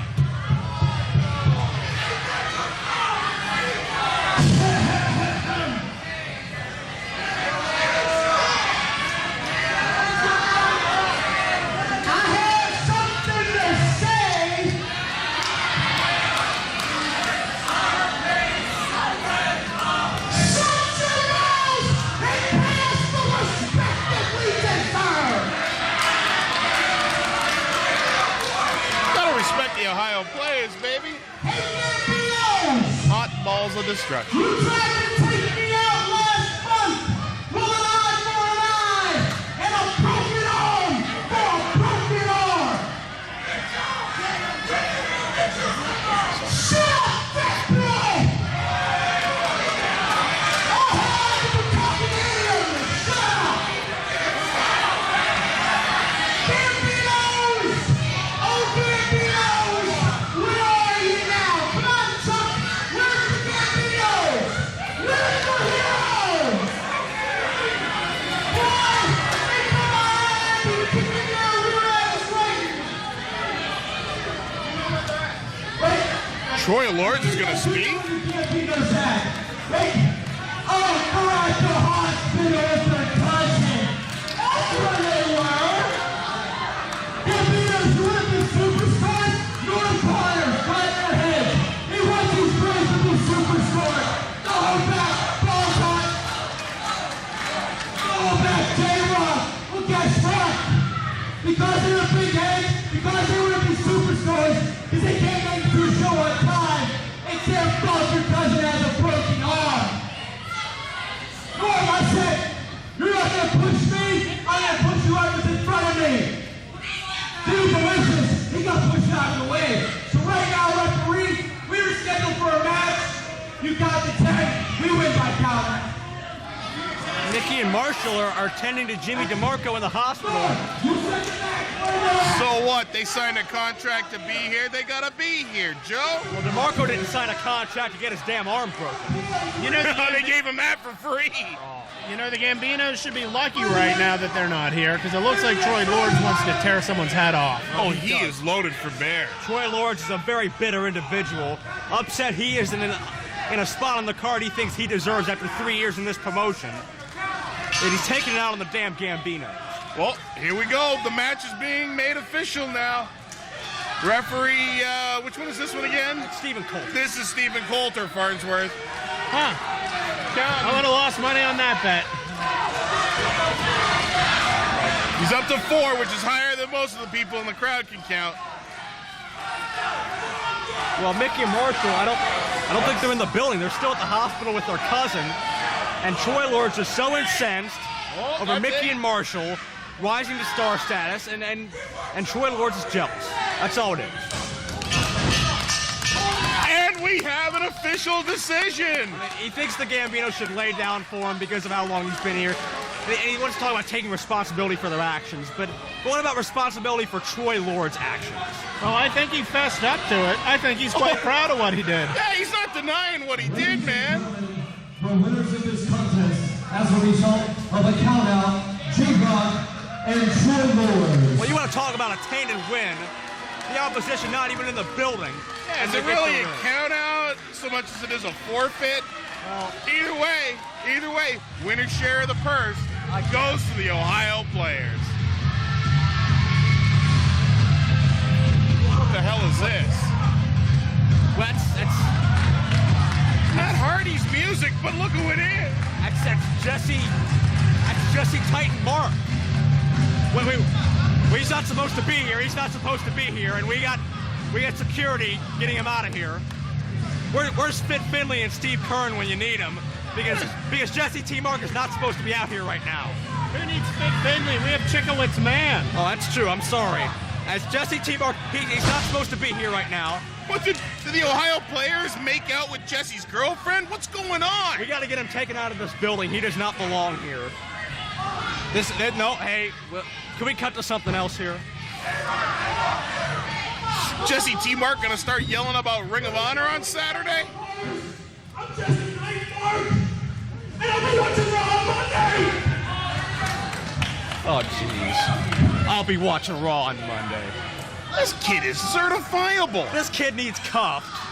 He's not supposed to be in this segment. He's not part of this show tonight, and he couldn't handle it. He is getting cuffed. They are cuffing him, Joe. We gotta get him out of here.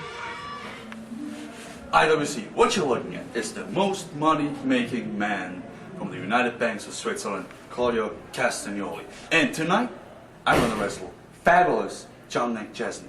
I earned my title shot. I didn't just come in here and just get a title shot. No. Men like me earn title shots. Look at me, John McChesney. Do I look like some joke? No. I am the new Super Indie Champion. Tonight, I'm gonna prove everybody who has the best fashion sense, who is the best in the ring, and throws the hardest uppercuts. John McChesney, say goodbye to your Super Indie title.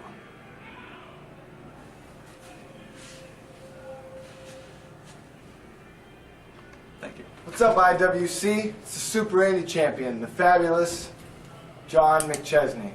I got a few people to talk about tonight. First, Claudio Castanoli. You know what? I respect you. You know why? Because you earned your Super Indie title shot. I like that. That's a good thing. I earned my Super Indie title, unlike someone I know who has my belt, Mr. Keenan. Sterling, you're a piece of garbage. You know that? Where are you on IWC's biggest night? You're not here. Come on. Super Indie 4, you ran away from Justin Idol. Literally. The next night, you ran away from me. Literally. Last time we were here, you couldn't even beat Jimmy Vegas clean. You had to use some brass knuckles or whatever you did to cheat to win, like always. So you know what? Wherever you are, I'm coming for you, Keenan. I'm the Super Indie Champion here.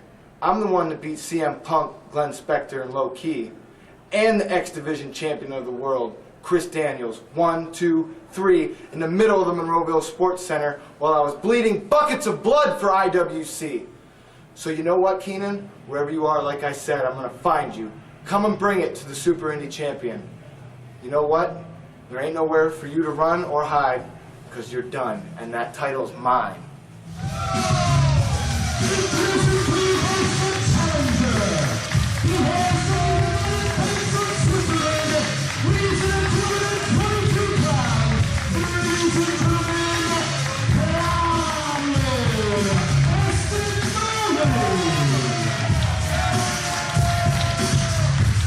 Dressed to the nines. Look at that suit. I want to know how Claudio got my jacket. Something from the Farnsworth collection. I mean, I have a much bigger dollar sign on mine, but... It might be a little obvious, but that outfit says money.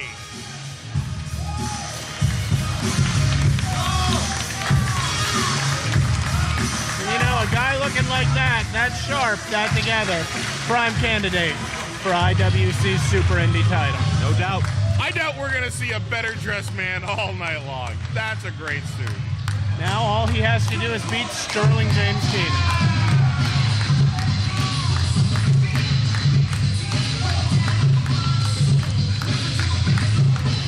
How come you're not calling him on that, huh? Gee, on my case. Well, look at this. Oh!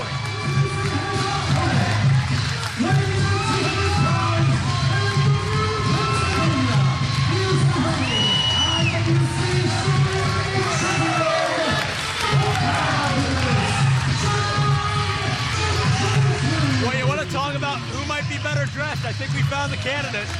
Wow. Well, I guess I know what he spent Vince's money on from that Sunday Night Heat appearance. Not only is he wrestling like a champion, he's dressing like a champion as well. Look at that. He's got cufflinks. Oh, if we're going to do sharpest dress, someone get Shiima out here. Oh, stop. We might have to set up a little catwalk and get a competition going. Nobody get Jeannie Becker from Fashion Television to judge that. That's a Canadian joke. Nobody's doing any turns on any catwalks right now, sir. We got a Super Indy title match. I think the key item at hand right now is that Kingdom watches Fashion Television. Yeah, what's up with that? Sometimes they show boobs. Hey, speaking of fashion and catwalks, Claudio's too sexy for his sleeves.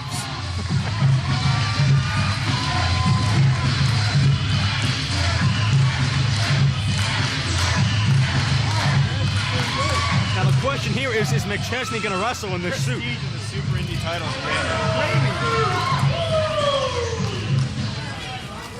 And we'd like to thank everyone for attending the Super Indy Fashion Show. Well, McChesney now has to spend the next 10, 15 minutes removing said garb.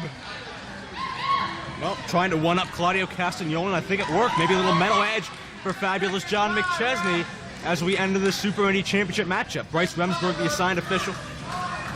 A personal favorite of our fans here. Well, a little something for the ladies. He's taking his pants off. And, well, Bryce, he's accounted for now, remember? He might do it.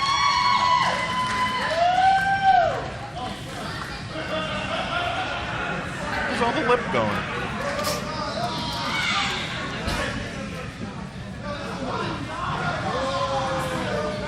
Claudio checking his imaginary watch.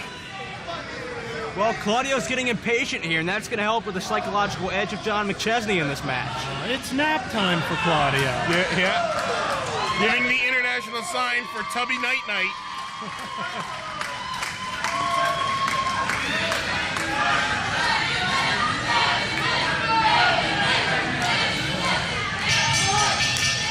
Matchup is officially underway. Fabulous John McChesney defending the Super Indy Championship against Claudio Castagnoli, who defeated Dean Radford at Cage Fury 2 to earn this honor. And here we go, Double C offering a nice opening handshake there. Very nice. That's sportsmanship. Joe, you like the sportsmanship, don't you? You've seen it for the first time tonight. I'll give him credit there. You like when men touch each other in an amiable manner? Well, I'm not going to go there, but it's a go-behind by John McChesney. Not again, huh?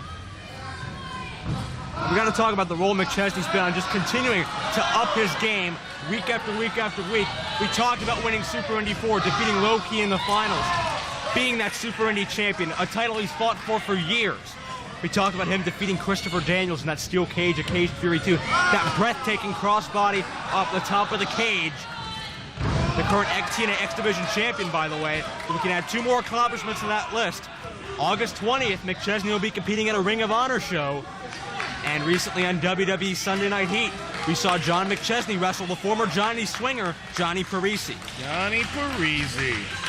This guy broke my ankle, you know.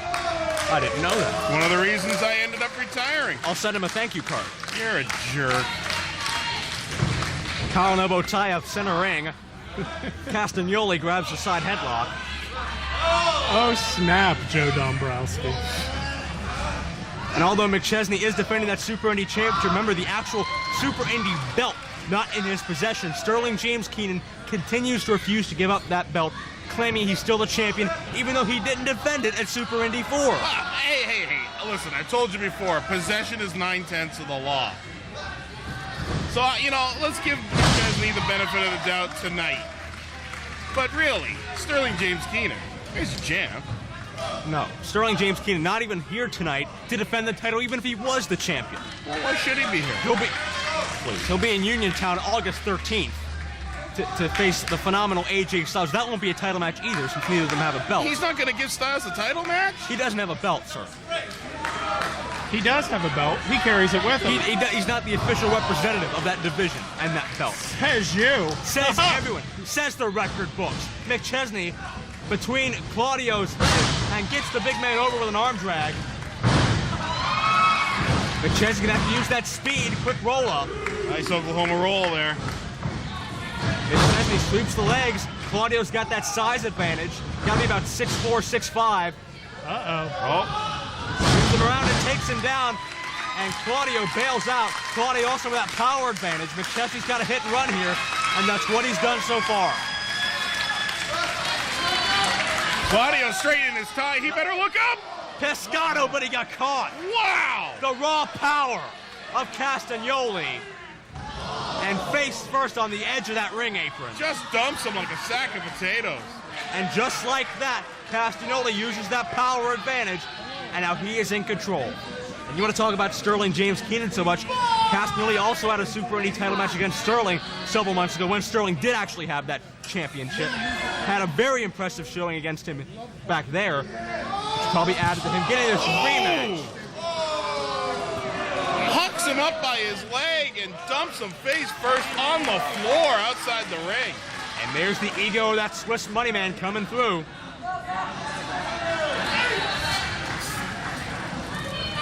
Castagnoli, you got to believe he'll be a regular competitor here in the International Wrestling Cartel. If he can capture one of our top championships, that's what he's fighting for here. More exposure, more bookings in the Western PA area.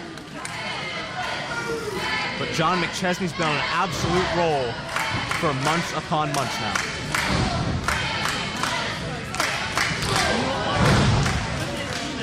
As Kingdom looks at me disapproving for about the 20th time tonight.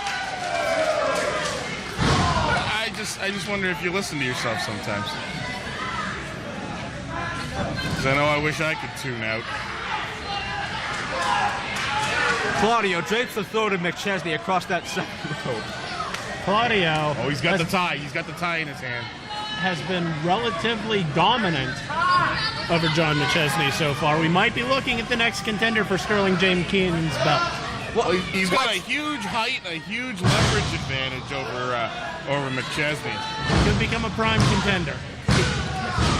Who could become a prime contender? Claudio. He is a prime contender. He's contending right now. No, but not to the Super Indy belt. Yes, he is. No. Where is the belt? I'm sorry. Point that belt. Where were you? Is that? No, wait. That's the tie. Is that? No. Wait. Were you sitting next to me April 29th? I don't know. Was I? It looked like you. Can you prove it? You were dressed better, but it looked like you. When McChesney won the Super Indy title at Super Indy 4. I'm sorry. I guess I need to rewind. And where was I sitting when Sterling James Keenan was defeated for the title? Oh, get off it already. Snapmare by Claudio. He's using the cravat, and now he's really using the cravat. No, he's using, oh, yeah, well, yeah, he is. And Stephen Colder caught him using that tie. Wiping his brow. Give me a break. And that's Bryce Remsburg. Kudos to Bryce Remsburg for making that call. You're really not good at this referee recognition thing. They all dress the same. Imagine that. Maybe they have a cult you can join. Bear hug by Claudio. That goes back to that raw power, just sapping the strength and energy out of McChesney's anatomy. McChesney has no place to go here. He's totally off his feet. Oh, he's dangling. Claudio is dangling him like a rag doll. McChesney has no place to get traction, to get a vertical base, to get leverage. He's totally helpless. And Claudio arching his back to get maximum impact, but McChesney keeps the hand up.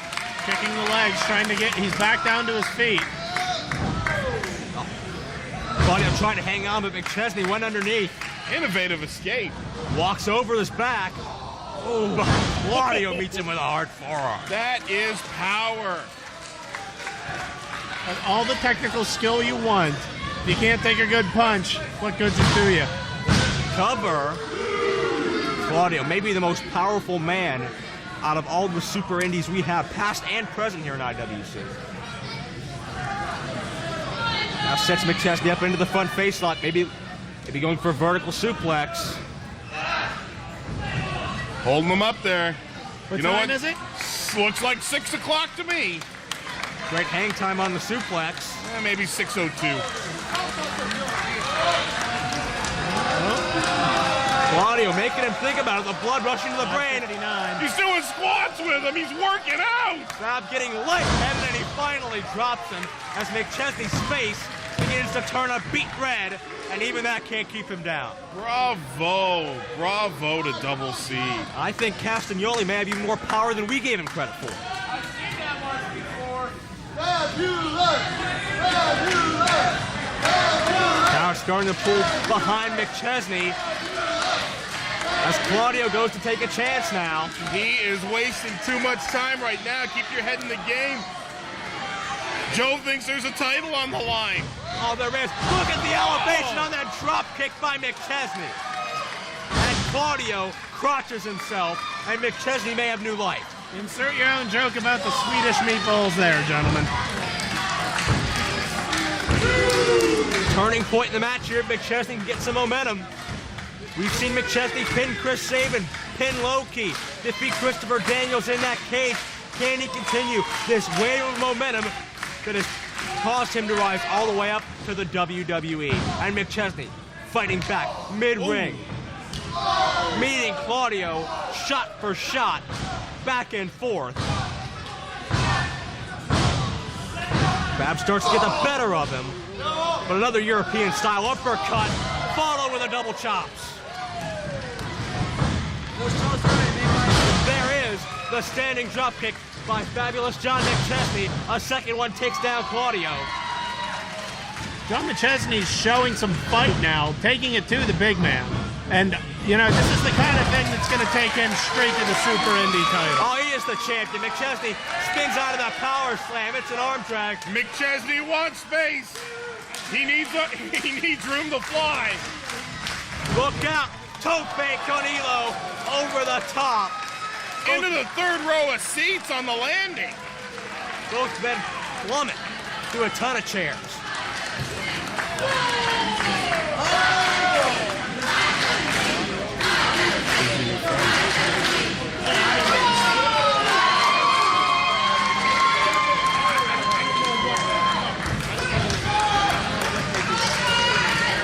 And McChesney now going to the top rope.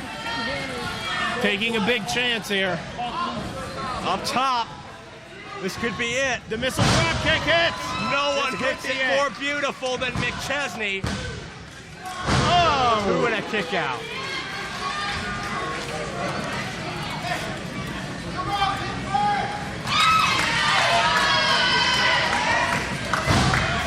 McChesney right to the chest of Claudio. Claudio reverses. Elevates him up. Oh my God. Speaking of forearm on the way down. He's got 3, no! Almost had a new champion. Less than a half a second away. Wow. Pressed him up and then hit him right square in the face. And McChesney had nowhere to go thanks to gravity. Plummeted right into that uppercut. Off the ropes now. Went for that power slam he was going for earlier. Torture rack position. Bottoms him down. Almost an inverted Death Valley driver. Claudio got the title. No! Another kick out by McChesney. What fight this kid has in him. He won't lay down for anything.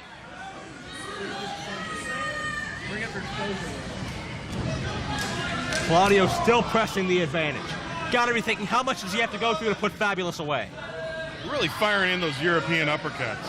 You know, at this point, I think the more reliable question is how much more can Fabulous take? No doubt about that. Castagnoli. Handspring. Don't know what he wanted to finish it with. McChesney gets the boots up. DDT time. No. Claudio counters, powers him right back onto that top turnbuckle. Claudio looked like he was going for some kind of circus panda spinning elbow thingy there, and it got caught with a couple of boots to the gut, but he's certainly got a hold of things now. Claudio's got him set up, but McChesney not ready to go down. Still fighting back. Can't get him off his feet, though. Charging in. McChesney hits a DDT. Beautiful exchange there. And now he's going up top. McChesney going for all the marbles. Hits a leg drop from the top. Kingdom James is happy, and that puts away Claudio. God love the top rope leg drop.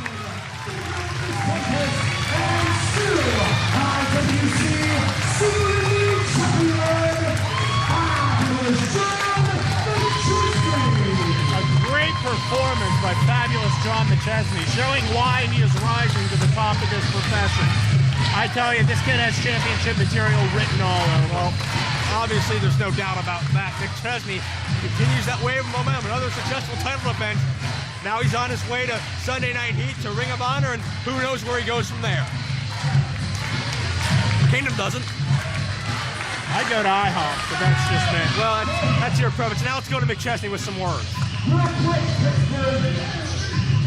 All you know who I have beef with, and he is not here in IWC's biggest night. Who cares? I care. I'm the one who beat CM Punk, Spectre, Low-Key, Chris Daniels, all for you.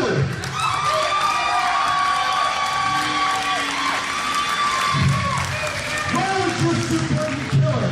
He ran away from Justin Idol, he ran away from me, and he had the cheek to beat Jimmy Vegas, and he's not here the night that we all had not heard in our presence. Sterling James Keenan not in attendance tonight. So Sterling James Keenan, this is straight from me and every last person in the Monroeville Sports Center. You get your ass back to IWC, and I will take my Super Indy belt. John McChesney on a mission to claim that belt that is rightfully his, Mr. Farnsworth. Whether you like it or not, McChesney's the Super Indy champion, and now he's going to get his hands on that belt just to solidify it. Okay, here we go, Chris. No excuses. That's what this is called on the 5th take right here, okay? It goes like this. Tonight, no running, no peeping, no chucking, and no jiving. Sebastian, HENTAI. Last time, my mind might have been a little bit on JBL. Well, tonight, it's on you. Because my dad always said, one excuse is as good as another, as long as you need one right here. I might have cost us a few things to put you in a bad position. It's not going to happen tonight. We're going to bring it. We're going to work together as one. We're going to put 45 years of experience with the best partner I've ever had, high-flying Chris Hamrick, and we're going to put it on you, Sebastian and HENTAI. You're the rising young team. You're hungry young lions. You beat the Midnight Express. You beat them down. The team that beat us, and we were the longest reigning IWC Tag Team Champions, okay? So like this right here. No excuses right here. We're not coming east. We're not coming west. We're coming north and south. We're going to be on you like a duck on a June bug. And you're going to look like two... Rats trying to find a corner in a silo. It goes like this, boy. Southern born and Southern bred. And tonight, with the good grace of God and just a little bit of luck, you're looking at the next IWC Tag Team Champions. Yeah. You did great, man. Cool. I don't think I said too much. Saved their cousin, but now they're back, and you know they know what happened. Make it short and sweet. J-Rock, Troy, you think you guys are so smart? We're up the street taking care of business. You're gonna take out her cousin. It ain't gonna fly. You know what? We're not ring gear. You got 3 seconds to get your asses out here. We're coming after you. 1, 2. Gambinos are laying out the challenge. They want Troy Lords and J-Rock, and they want him now. Revenge for that broken arm of Jimmy DeMarco, the Gambino brothers' cousin. And Troy Lords and J-Rock meet him at the entranceway, and the fight is on. Not an official matchup. This is a slugfest between 4 guys that hate each other's guts, with a lot of personal animosity thrown on top. Gambino's not even dressed for competition. They're dressed for, well, their day job, so to speak. But they don't care at this point. Where do the Gambinos get off pulling a maneuver like this? They don't have a match. What are they doing out here? They're going to show up, Johnny come lately, challenge J-Rock and Troy Lords to a street fight? Wait, Jake Garrett's out here. We know the problems Garrett's had with the Gambinos before, and Jake Garrett with a chair shot to Mickey, and Marshall right in the top of the head. Mickey and Marshall been laid out by Jake Garrett. Well, what's his motivation? He's after the IWC title. Well, I don't think Jake Garrett likes the Gambinos very much. And it's a 3-on-2 assault with a weapon in there. To clarify, Jake Garrett doesn't like anyone very much. You got that right. Wait, we know that music. I will be heard can only mean one man. Coming to make the save is Dean Radford. Radford hits the big boot to Troy Lords. Spine buster to J-Rock. And now it's Radford and Garrett. Duck in the chair. Spinning heel kick takes out Jake Garrett. Jake Garrett taking the fight right to Dean Radford. And now we got another brawl out here. We got to get this thing stopped. Well, here comes Dean Radford sticking his nose in where it's not wanted. Jake Garrett's gonna snap that nose off for him. There's still a brawl on the outside. Garrett from the top. The knee branding. The knee right to the temple. The Gambinos and the Ohio players still brawling on the outside. Jake Garrett is finishing what's left of Dean Radford on the inside. Look at Garrett's dominance of Dean. Radford coming back. Oh, wait a second. Hard slam to Garrett. Now Radford back in control. Again, this is not an official matchup. There's chaos all over this building, and Radford's on the top now. Why aren't some officials coming out here to stop this right now? Oh, we got somebody out here, but they're not welcome. Tag champion Sebastian and HENTAI, the 2 most disrespectful men in this locker room, and now they're attacking Dean. Radford wanted to stick his nose in. Well, look what he gets. Little Detroit greeting there. Oh my God, what a shot to the spine. That echoed throughout the sports center. I wonder what that must have sounded like inside Radford's head. Oh, now what? No. Oh my God! Into the skull with a solid steel chair. Speaking about inside Radford's head, there's a big chunk of metal in there right now. Now what are Dark and HENTAI doing out here? Hey, Dean Radford wanted to stick his nose in. This is what he gets. Screw him hard twice. They got no. Dark and HENTAI have nothing to do with this. It's another quest. Oh, look out! Oh, no! Come on! I was gonna say it's Dark and HENTAI's mission of disrespect towards the entire locker room, but Tracy's brothers, Chris Hamrick, the 2 most respected guys here, have hit the ring. Oh, and you know what? It's not even Bo and Luke. It's Coy and Vance. Oh, almighty. Hamrick and Smothers, Southern Comfort, were screwed out of the tag titles 4 weeks ago in Cage Fury, and now they're out here for revenge. We got a referee on his way as well. HENTAI back body drop. And Steve even Coulter. That's right, that's right. Woo! Calls for the bell. Now we're going to get an official out here. Now it's a match. Tag team championships on the line. Dean is still attacking Jake Garrett. They're brawling in the aisleway. But in the ring, it's Smothers and Hamrick taking over on HENTAI. Double side Russian leg sweep.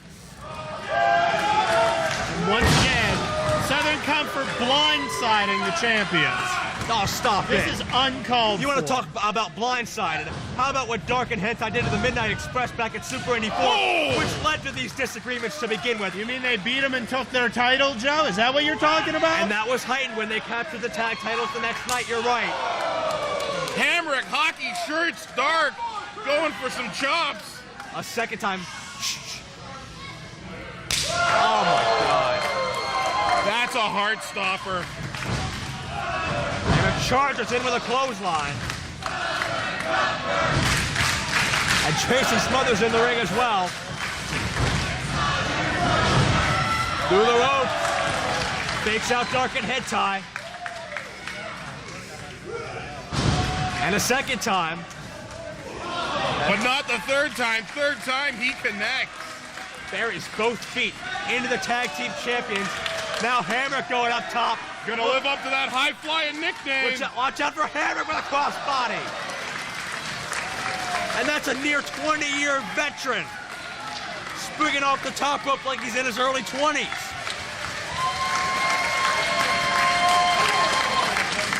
Smothers on the outside now. What's he gonna do? Oh no, we're settling down into an actual match now that Southern Comfort has finished their unprovoked attack. Oh, are you their kidding me? sneak attack. Well, you remember 4 weeks ago their tag team title matchup, Dark and HENTAI versus Smothers and Hamrick, went all over this building. Missile drop kick to an elevated Hamrick. Lateral press, but Hamrick able to kick out.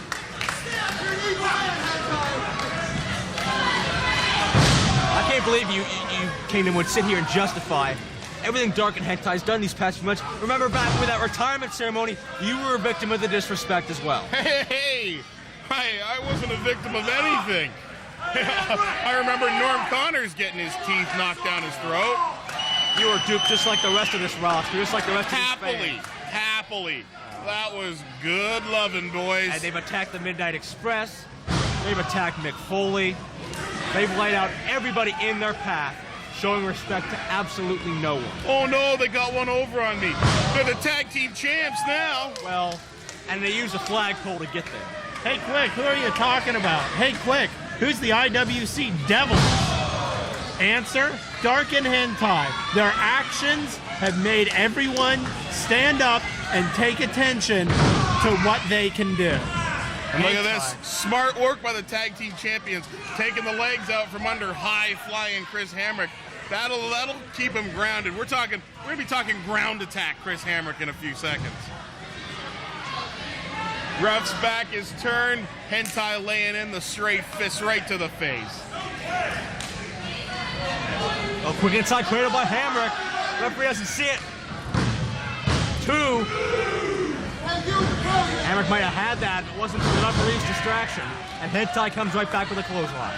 Huge flying clothesline, running straight into Hamrick. A cheap shot to Smothers, the 22-year veteran. They have no respect for him either. You've got to admit, Kingdom James, Mr. Farnsworth, Tracy Smothers deserves the utmost respect. Yeah, he deserves the utmost respect, but you want to talk about this 22-year veteran. If he's going to be goaded into coming into the ring, leaving his partner at a disadvantage with the ref not looking, well, that's his own fault. He deserves respect for what? Best hog call in Cooley County? Oh, stop it. Don't shortchange this man's accomplishments. He's wrestled for every place imaginable here in the United States and abroad. He's no JBL. That's all I'm saying. Oh, get out of here. I can't believe I'm offended that you said that. I can't believe you went there. I'm offended we let these rednecks in the building, much less the ring. Hamrick gets himself crushed. Dark moves out of the way. Another shot to the veteran Smothers. And once again, the referee distracted, taking Tracy Smothers back out of the ring. And the tag team champions showing off. They could have made a legal tag, but now they're just showing off. The Jeff Gorman copyrighted phantom audio tag by our champions. Phantom Audio Tag, one of the best bands ever to come out of New Zealand. Oh, stop. I have all their album. I'm sure you do. HENTAI cinching in the chin lock now on Hamrick. Wearing him down. Keep him on the ground. That's what you got to do with Chris Hamrick.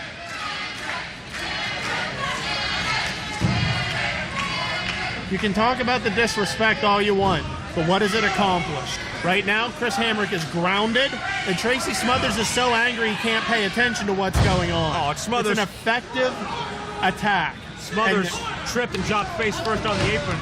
And I'll tell you where that disrespect has gotten him. It's gotten him an entire locker room of people that hate their guts and don't want him here. Yeah, but the challengers are currently in disarray. Hamrick is down and on his way out. The tag team champions are going to retain. Well, don't jump to conclusions, I'm not jumping. It's not Office Space. I don't have to jump to conclusions, Matt rolled out. I'm telling you, Chris Hamrick is going nighty-night. Well, Hamrick looks to be getting his second win now. Body adjusting to the deprivation, and Hamrick reverses it. HENTAI comes back to the back suplex. Folds him up like an old Confederate flag. Exchange made to the bastard son of 1,000 corpses, Sebastian Dark. Working on that knee again, Joe. Drives in with the elbow. Coulter again with Tracy Smothers. Look at Dark teasing him about the injured knee. That's great. Hamrick can't even put any weight on that, but he catches him with another inside cradle. Hamrick's got no. Connection with that clothesline. Turns him inside out. Dark was going to make a tag, thought better of it. Coulter still having to deal with Tracy Smothers. Tracy Smothers right now just needs to calm down and count to 4. Or tell him 10, but I don't think he can get that high. Near fall off a PLC driver. Sebastian Dark almost gets the pinfall. Oh no! Well, Hamrick. Did he just say what I think he said? Hamrick recently on SmackDown facing Road Warrior Animal and, well, the internet's favorite wrestler, Heidenreich. I know they're going for the damn Doomsday device. Ultimate sign of disrespect. Oh my God! No! No! Suplex off the shoulders of Sebastian Dark. There's no way to land good off of that. Not too often you see a train wreck in such a confined space. Almost a Tower of Doom, but much, much more dangerous. I don't think Sebastian had any idea that his partner had been hooked for a suplex. They all went down like a heap of something I can't say on TV. And now we got 3 men out of it. Smothers needs the tag. This is Hamrick's chance. If Smothers can get the tag, he is the only fresh man left. HENTAI back up to his feet. Can he get there in time? No. The original wild-eyed Southern boy Tracy Smothers tagged into competition. Oh! What a hard clothesline. Still has a lot of power behind him after all these years. Trademark jumping sidekick right to the side of the face. Version to the side of the head for HENTAI. Smothers looking, he's hooking him up for a flatliner, but HENTAI comes in from behind. Smothers took his eye off the ball. Double clothesline ducked. And a double flatliner by Smothers. Smothers is going to have to do this on his own. I don't think Hamrick is in any shape to help him. Just like that, Tracy's back on his feet. Double spear takes down Dark and HENTAI. Southern Comfort may be moments away from being 2-time IWC Tag Champs. Hooks him upside suplex.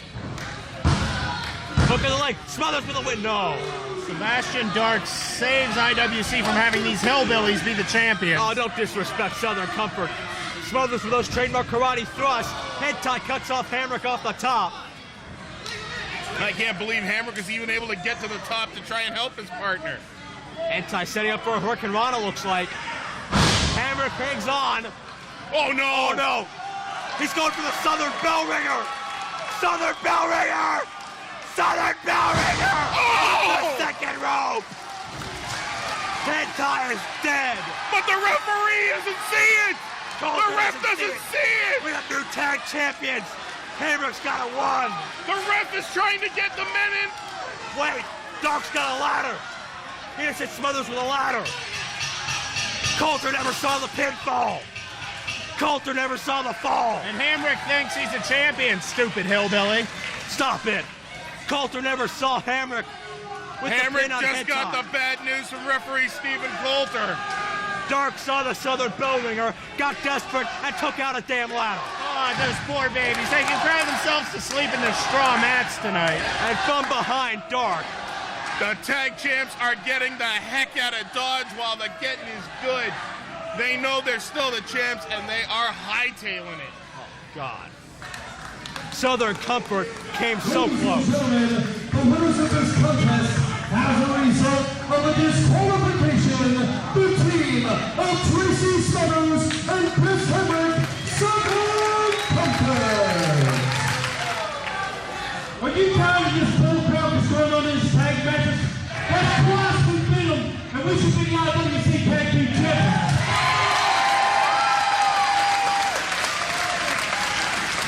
Now, HENTAI and Dark, you couple marks. North Collins, they let you use a ladder in the match. I got an idea. How about the next time over here? A no DQ ladder match. Wow. Holy moly. Southern Comfort just upped the stakes big time. No timeouts, no DQ ladder match for the tag team titles. What do you say, North Collins? All right, guys, what do you think? You want to see that next time? Don't the champions get any say in this? They're not the bosses around here. All right, guys. They're the champions. It's a ladder match. Here at the Southern Comfort Band. 40 pounds of gold hanging above the ring. August 13th. August 26th, by the way. August 26th, 40 pounds of gold hanging above the ring. Tell them, Battle Monkey. 40 pounds of gold, one more time, hanging above the ring. August 26th. That's crazy. I'm gonna turn up their mic. Well, blah, blah, blah, yeehaw. DJ Battle Monkey clearly very happy about this, very excited about this ladder match. August 26th, another big IWC show. The tag titles will be decided in a precarious ladder match, gentlemen. J-Rock Tour Lords, apparently you guys didn't learn your lesson the first time. You come out here, you know we're out of town, taking care of some other family business. You come out, Jimmy has a hell of a match against Kudo. What do? You break the boy's arm. Well, I don't know about you guys, but paybacks are a bitch. We're coming for you. The moment you've also anxiously been awaiting is almost here. Matt Hardy, AJ Styles, first time ever. Possibly the only time ever. AJ Styles, the phenomenal one, when version 1 rolls into town, be ready for a very unfortunate twist of fate. The phenomenal one, AJ Styles versus Matt Hardy. One of the guys that changed wrestling for everybody. I mean, took it to another level. Him and his brother, I can't deny that. Matt Hardy is one of the best wrestlers that I've ever seen. He can do it all. And, you know, some say he's the smartest Hardy boy. I don't know about that. The match that we have tonight, no one will forget. Not me, not Matt Hardy, not the fans here in Pittsburgh watching this match. That's all I can say about this. It'll be good. But they don't call me phenomenal for nothing.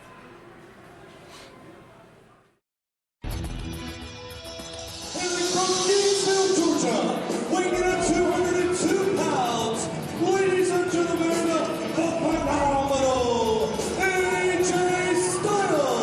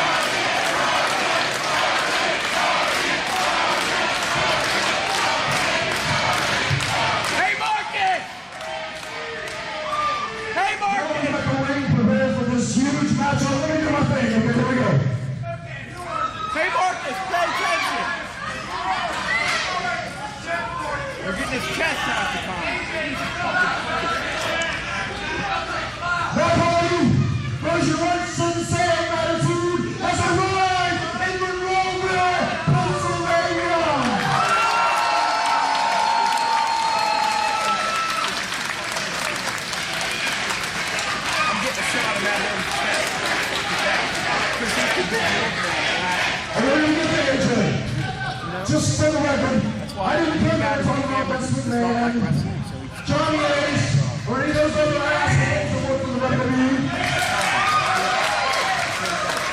I didn't come here to talk about that scumbag Adam Copeland Edge. I didn't come here to talk about that whore Indy I came here to talk about and to wrestle AJ Styles.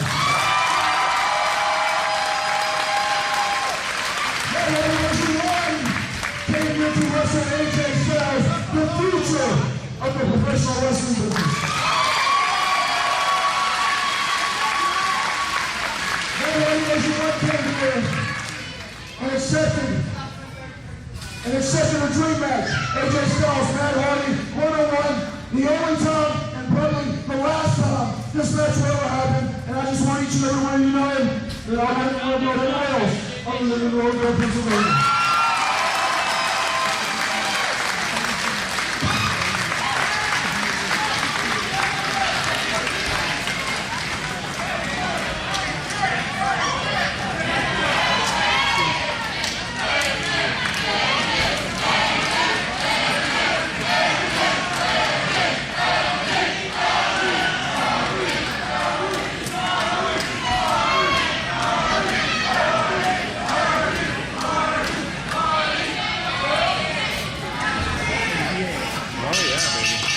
Unquestionably, the most anticipated main event in the history of the International Wrestling Cartel is Matt Hardy versus AJ Styles. And that is what we're seeing right now. Joe Dombrowski, alongside the completely unreasonable Anthony Kingdom James, bringing you this blockbuster matchup.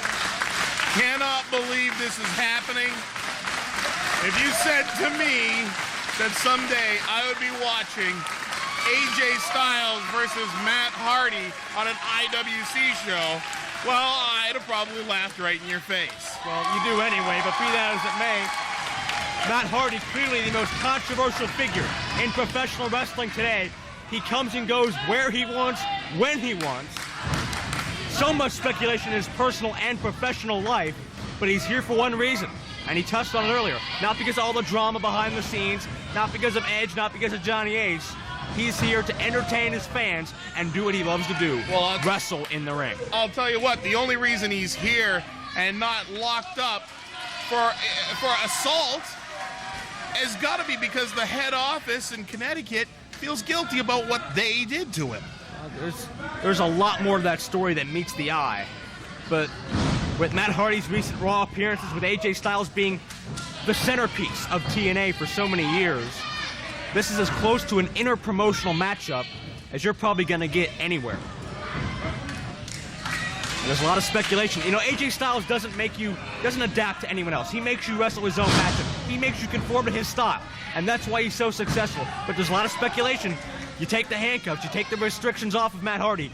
Can he go and hang in an AJ Styles type matchup? Well, I'll tell you what, Matt Hardy, who this is maybe the third or fourth match that he's had after coming back from injury. He was out for almost a year before being released by the WWE. Now finding his fortune on the indie circuit with the rest of us lower beings. So I mean, he's got a lot of ring rust as far as I'm concerned. He's shaking off ring rust, and he's doing it. He's doing it against one of the 10 best wrestlers on the planet in AJ Styles. Hardy's got that leg grapevine, definitely. You know, you touched on it. Matt Hardy's first matchup back was just 2 weeks ago. And that was after an 11-month absence due to reconstructive knee surgery. Is Matt Hardy 100%? He'll have to be for AJ. Well, we're going to find out very shortly whether he's 100%. You're absolutely correct. He has to be to take on AJ Styles. And the crowd early on showing divided loyalties. Crowd is split. AJ Styles has been here so many times. They've seen AJ do so many fantastic things that he's won over so many fans. But then again, the sympathy level is there for Matt Hardy after everything he's been through in his time. Matt grabs a side headlock now. Both men with a feeling out process. First time they've ever met anywhere. And And as Matt said, probably the last time. Wow. And Matt Hardy uses that power advantage to take down AJ. Well, possibly the last time, because Matt Hardy has two choices. If he keeps making those Monday night sneak attacks, he's either got to sign a contract and go back to the WWE, or he's got to learn his new cellmate's pet name. Oh, well, I'm sure it's great. I'm sure Matt feels great to be in a building where he isn't tackled by Fit Finley as soon as he gets here, but now he's got to worry about AJ Styles with that wrist lock, that hammer lock now. Yeah, well, search the parking lot for Ontario license plates besides mine, because Edge might be here somewhere to get a little retribution. I somehow doubt that. Yeah, I wouldn't come to Monroeville, PA if I weren't getting paid either. That. Well, after what Edge has said about Matt Hardy and said about the Indies, I don't think he's going to make any sort of appearance here. Edge looks down on IWC, looks down on AJ Styles and all the rest, and that's unfortunate. But AJ Styles is his chance to prove that TNA, that the Indie circuit, Ring of Honor, whatever, is right on par with anything in the WWE. This is almost a battle of pride, a battle of territories, a battle representing your whole promotion. The entire weight of TNA and its reputation rests on AJ's shoulders right now. Well, not just TNA, but IWC as well. And Ring of Honor. And there's a collar and elbow tie-up. Meanwhile, the reputation of the WWE's athletes rests on Matt Hardy's shoulders, even though he does not officially represent them at this time. Trying to use that power to counter the side headlock. Matt Hardy as well has appeared in Ring of Honor lately, defeating AJ Styles' top rival, the fallen angel Christopher Daniels. Smart, quick thinking by Styles, dropping down into that headlock when he saw an opening. And you gotta keep in mind with AJ Styles, he feels like he owes something to these fans. 4 weeks ago, Cage Fury 2, airline difficulties. He couldn't make it to the event even though he was advertised. Obviously, AJ Styles, you know what kind of guy he is. If you've spent 2 minutes with him outside the ring, you know what kind of guy he is. A nice guy, a class act. Absolutely. Very disappointed to miss this show and to disappoint his fans, and he wants to make it up to him with this match. AJ starting to pick up speed. We spoke at the beginning of this evening about Kudo, Japanese star Kudo, taking his time, pacing out his opponent, assessing his opponent, moving into the match, picking up speed. AJ now, he's gotten a chance to take a look at Matt Hardy. That use of centrifugal force that Hardy made to get AJ outside the ring. AJ landed on his feet. He knew what was going on. He's taking the opportunity to sketch a little picture of Matt Hardy in his mind. Now that he's got it, he's taking control. He's got that side headlock, and he's not going to let it go. Notice a moment ago, AJ used those ropes to leverage himself down. Matt Hardy's got about a 3 or 4 inch height advantage over AJ Styles, which gives him the leverage in a standing side headlock position. And AJ drops right back down to the canvas. AJ's got the momentum. AJ is over top of Hardy in a horizontal position, not so much from a standing position. Very smart wrestling on the part of AJ Styles right now. Not flashy on the opening, and we've seen flash out of AJ Styles. We've seen this man sacrifice himself, his health, and his career to get a win. And we might still see that, but right now, just smart, basic, technical wrestling. He's got a side headlock. He's wrenching it in. He doesn't want to let it go. AJ up and over. Sharp kick to the back of the knee, and right back down to that side headlock. Caught Hardy off guard. There you go. He releases the side headlock, but is able to take advantage. He's a step ahead of Matt Hardy right now. Matt Hardy, when you're in the ring with AJ Styles, you got to think 3, 4, 5 moves ahead, because AJ Styles always has an answer for whatever you're going to pull out. Hardy now tying up Styles, trying to get a pinfall combination. AJ back to the standing side headlock, just trying to sap all the energy out of the head and neck of Hardy, but Hardy catches him, trying to drive him down off those ropes again, and Hardy with a belly-to-back suplex. Well, he only had to go to the well twice to be once too often. And now Matt Hardy's got to shake the cobwebs. He was in that side headlock for a good 5 minutes. AJ's grasp tightening in on his brain. Hardy's got to get back in this game here. Over the shoulder, snake eyes. Charging through, Hardy hits the clothesline. Big lariat out of Matt Hardy. Lateral press and a kick out. Smart move on Hardy. Take your luck. try your luck, see if you can get a pinfall off of that lariat. You never know how you may have rattled your opponent's brain. You don't know, he might be coming into the match with a concussion from some other time. If you've shaken him up enough. Ow! Back elbows to the head, followed by that knife edge chop, and B1 is in full force. What do you think about Matt Hardy's MFers, Kingdom? Did you just ask me about MFers? Yeah, well, there's not a two followers. Oh, because I thought you meant mother. No, hey. Yeah. Do not say that on the air. Oh, I'm sorry, dude. This is the most anticipated main event ever. This is going to circulate wide and far. We do not want to get thrown off of any more areas, as I'm sure you've done in the past. This is not safe harbor, Mr. Kingdom. Yeah, I've been thrown off an area or two. Yeah.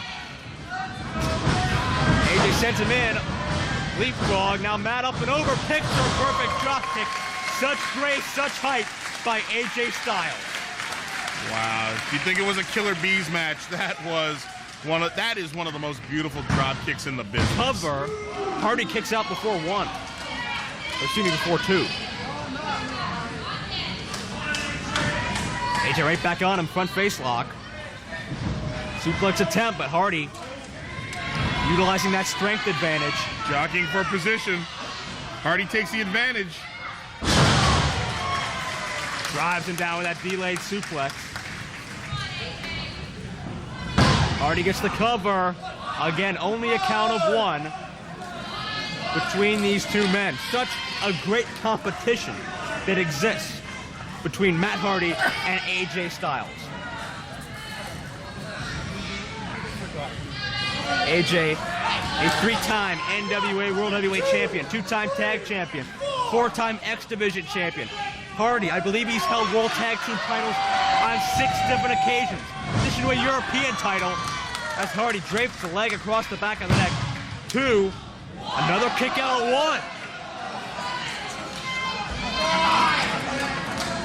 1. Such decoration among these two superstars in their past accomplishments. And they're only going to go up from here. None of that means anything right now. All of that is put aside in this ring right now. These guys are fighting for pride and for honor. AJ slides out, catches him with a shoulder block. AJ with a swing into a crossbody. Got a forearm right in the face, I think, on the way through. Half crossbody, half collision by the phenomenal one. He's got a lot of press. Hardy kicks out at 2 this time.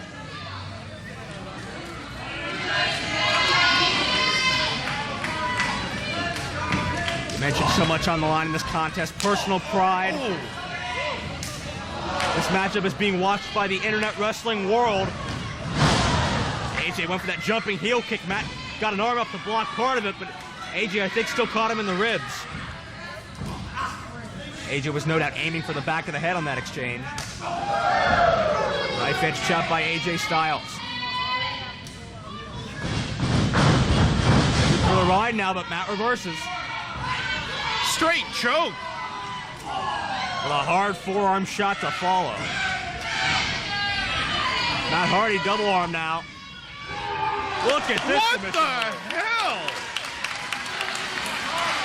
He's got a front face lock with a body scissors, stretching the arm, stretching the shoulder blades, stretching the neck, and stretching the body at the same time. I think that's the first time I've ever seen that, and I am impressed. That might be, don't quote me on that, that just might be Matt Hardy's new submission move, the Scar. I'm not positive. Well, they got tangled into the ropes. Tangled into the ropes, he had to let it go. AJ, so much damage done to so many parts of his body. Needs some time to regroup. AJ reverses. Ducked the head too early. Matt follows through, but gets caught. Drop toe hold sends him way out of the ring. Hardy's own momentum stumbling through that drop toe hold, and he is on the outside, and he is vulnerable. If Styles can take this opportunity, get a little of his wind back, he's going to have a decided advantage over Hardy at this point.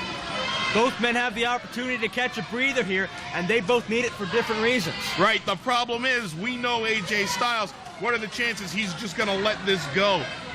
I think we're going to see Styles start to fly here.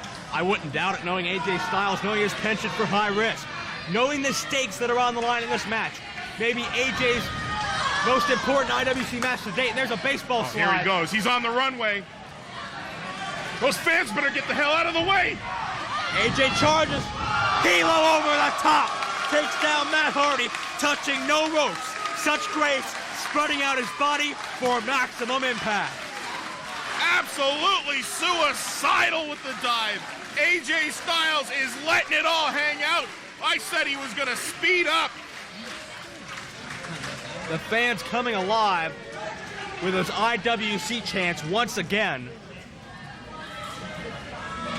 And now that's taken a lot out of Matt Hardy. But imagine what that's taking a lot out of AJ, but imagine what it's taken out of Hardy.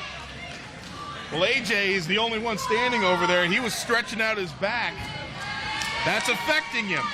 But that's why they call it high risk. These are the risks you take. We're going to cover 2 count. You're right, it is high risk, high return.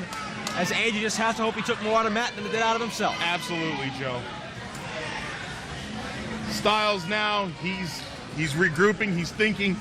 This is his opportunity. Hardy is dazed. And you got to believe this matchup has been even tougher mentally than it has physically. AJ with that trademark knee drop off of the scoop slam. Driving the knee, the point of the knee, right into the skull of Matt Hardy. Lateral press, count of 2, says IWC referee Grace Remsburg.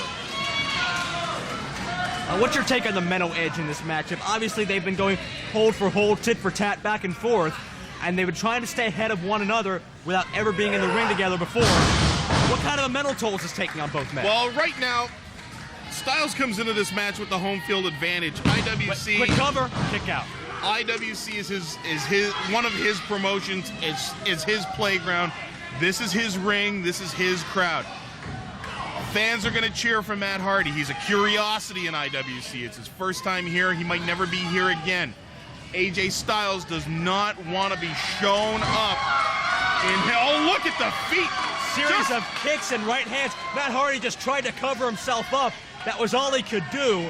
But AJ clearly got through and connected on a couple of those shots. AJ Styles does not want to be embarrassed by a guy who might never show up here again in front of his crowd, in front of his fans. That's right, AJ's been competing in IWC for nearly 3 years. This is Matt Hardy's IWC debut. Now Matt Hardy, we all know he's on this Indy tour full of righteous fury. Matt Hardy wants to show the people in Connecticut that letting him go for any reason, cover, count of 2 again, was the biggest mistake they'll ever make. He's showing them up on Monday nights on their own TV show, and he's going to go out in front of every crowd that'll come and watch him, and every promotion that'll sign him to a match, and try and prove that he is the best wrestler. Oh, AJ went for a springboard. Hardy shook the ropes. AJ landed abdomen first on that hard ring cable, tightly enforced. That could break a rib. That could drive the air out of you. If he had landed slightly differently, he could have been singing soprano. No doubt about that. Bryce Remsburg with the obligatory 10 count. As I was saying, Joe, you got 2 guys in this ring who have something to prove, something very serious to prove, based on who their opponent is. And now it's just degenerating into a slugfest.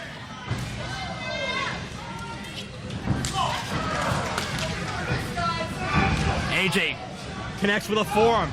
Matt Hardy comes back with a hard shot. Hardy, lateral press. AJ gets the right shoulder up emphatically.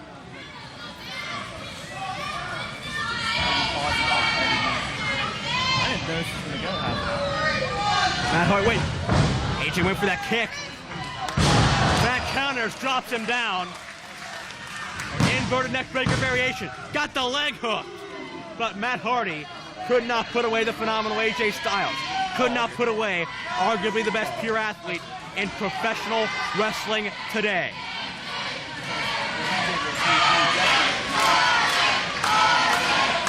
Matt Hardy waiting for AJ to get to his feet.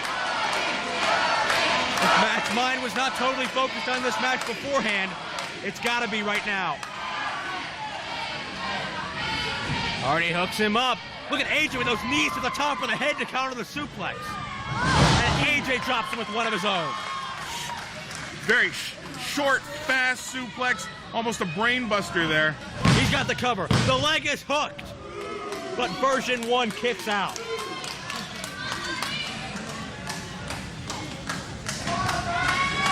I think this is some of that ring rust showing, Joe, that we talked about earlier.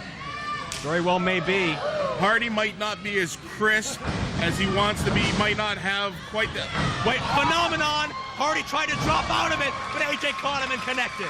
Fantastic maneuver by AJ Styles. And a kick out by Matt. I think you're right, Kingdom. I think the word is fluid. Matt's not exactly as fluid as he has been in past months and years. Well, it's not just the knee injury, it's the time off. You are going to, especially with a knee injury though, can't do that cardio, can't keep yourself, you might be able to keep strength in your upper body. Wait a second, AJ's going for the Styles Clash. Styles Clash coming up. No, Matt counters. Matt counters. Side effect. The side effect. Dropped AJ. Party 2. No. AJ kicked out. Styles kicking out of the side effect. My God. That is a Matt Hardy specialty.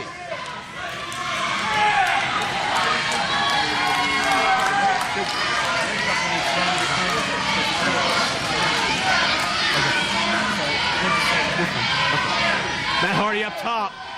Matt Hardy gonna take a chance. Why don't we go for that leg drop of his, but AJ counters. Twist of fate! Oh my God, he hit Hardy's finisher! AJ hit Matt Hardy with Hardy's own move, and he's gonna beat him with it now! He almost beat the man! 2 and as close as you can get to 3 out of Bryce Remsburg. He almost beat him with his own finishing maneuver. Hardy kicked out of the twist of fate. Oh, AJ's going up top. A myriad of high-impact moves could be coming here. AJ could do so much from that perch. He tried to use Hardy's finisher. I think we know what's coming now. Spiral tap! Spiral tap, but Hardy countered. Hardy rolls out of the way. Styles won the NWA title with that move. His first X Division title with that move.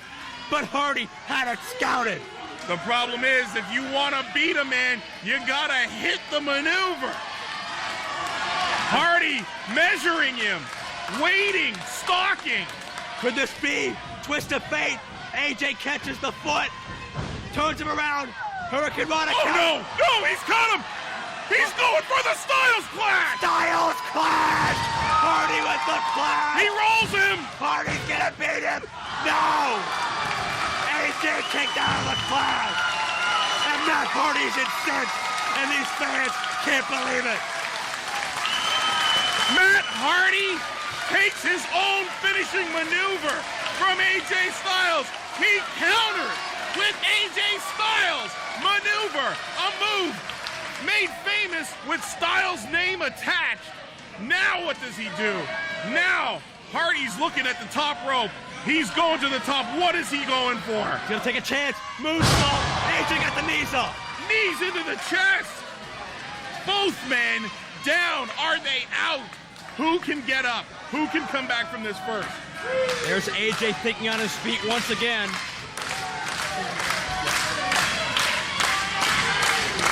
Unbelievable exchange so far in this matchup. The fans, some of them are standing.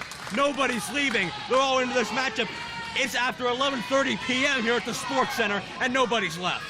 Both men getting to their feet. Oh, but both men are so out of gas by now. Mentally, physically, emotionally. Twist of fate. Twist of fate. No, no. AJ, Styles is blocking it. He blocked it with the hand. Whoa, Bryce Remsburg. AJ over. Look out. Oh. He's going for it. Didn't get him with a jackknife. Can he hook the arm? The clash. Styles clash. Styles clash. He's got to roll him, Joe. He's got to roll. He rolls him. Does he have enough? He does. 2. Can he beat him? No. Oh! Matt Hardy kicked out of the Styles Clash. How in the hell did Matt Hardy kick out of that maneuver? My God. And action continues. Mark Madden has come back out from the dressing room. He can't believe what he's seeing.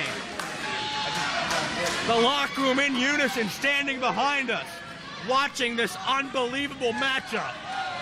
He's taken a twist of fate. He's taken a Styles Clash. What can Matt Hardy take and be pinned? Oh, look at the emotion on AJ's face. Charging through discus right hand into a forearm. More high-risk offense. Styles setting him up on the top. Climbing to the top himself. Look out. Hurricane Rana. Hardy hangs blocks on. it. Hardy hung onto the rope. Well, went for that trademark leg drop, and AJ back to his feet. Pele! Pele to the external occipital protuberance. That is just incredible.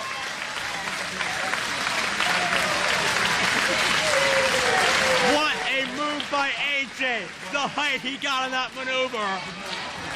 Hardy was positioned, sitting on that top turnbuckle, and still, he was able to connect with Hardy. Fantastic out of Styles to be able to... Oh, Hardy counters. Spoke too soon. Twist of fate. Another counter by AJ. Backslide. Hardy has the power. Oh, he went downstairs. Hardy went downstairs. Damn it. Twist of fate. Not like this downstairs. He can't beat him like AJ kicked out. AJ kicked out again. Joe, do you believe what we have seen? Both men have taken their own finishing maneuver, their opponent's finishing maneuver. Huge, high-impact moves that on any other night would put a man away. Just the one. They've both taken both of them, and this match continues. Matt Hardy's incensed. He cannot polish off AJ Styles no matter what he tries. Twist. AJ held onto the rope. Top rope hooks himself. Oklahoma roll. Oklahoma roll. AJ got him.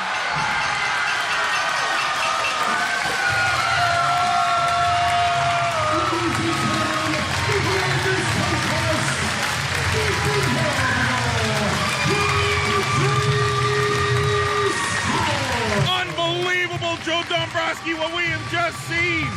For it to come down to that basic technical wrestling maneuver between these two superstars. The Oklahoma roll by AJ Styles gets his body on top, uses his leverage, and gets the 3 count. Pins version 1. Anthony Kingdom James, we have been part of history. The closest we're going to get to WWE versus TNA was tonight in the International Wrestling Cartel, and the phenomenal AJ Styles reigns supreme, defeating Matt Hardy in one of the best damn matches I've ever seen and look here at at IWC. Both men spent from the effort. Matt Hardy still down in the ring. Referee Bryce Remsburg handing Matt Hardy the microphone. Let's see what Matt has to say. Such an emotional, mental, and physically draining matchup. Perhaps one of the best in Hardy's career, and now it's time to get his thoughts.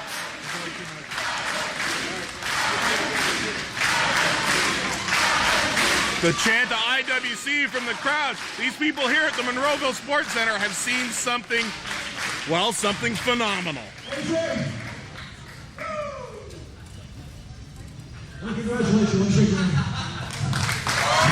Great show of sportsmanship from Matt Hardy. I want to tell you this is from the bottom of my heart. It doesn't give me true. If I was one of these people out here, I would be here chanting AJ, AJ, AJ2. And I want to say tonight, I'll be the only time this ever happens, man. That was my arm, man. Thank you very much. Matt Hardy, what a class act. If this is his last appearance here at IWC, first and last, if he's going to leave, even though he lost, he leaves on a high note. What a tremendous ending to a phenomenal matchup. We couldn't have said it better, Kingdom. AJ has the mic.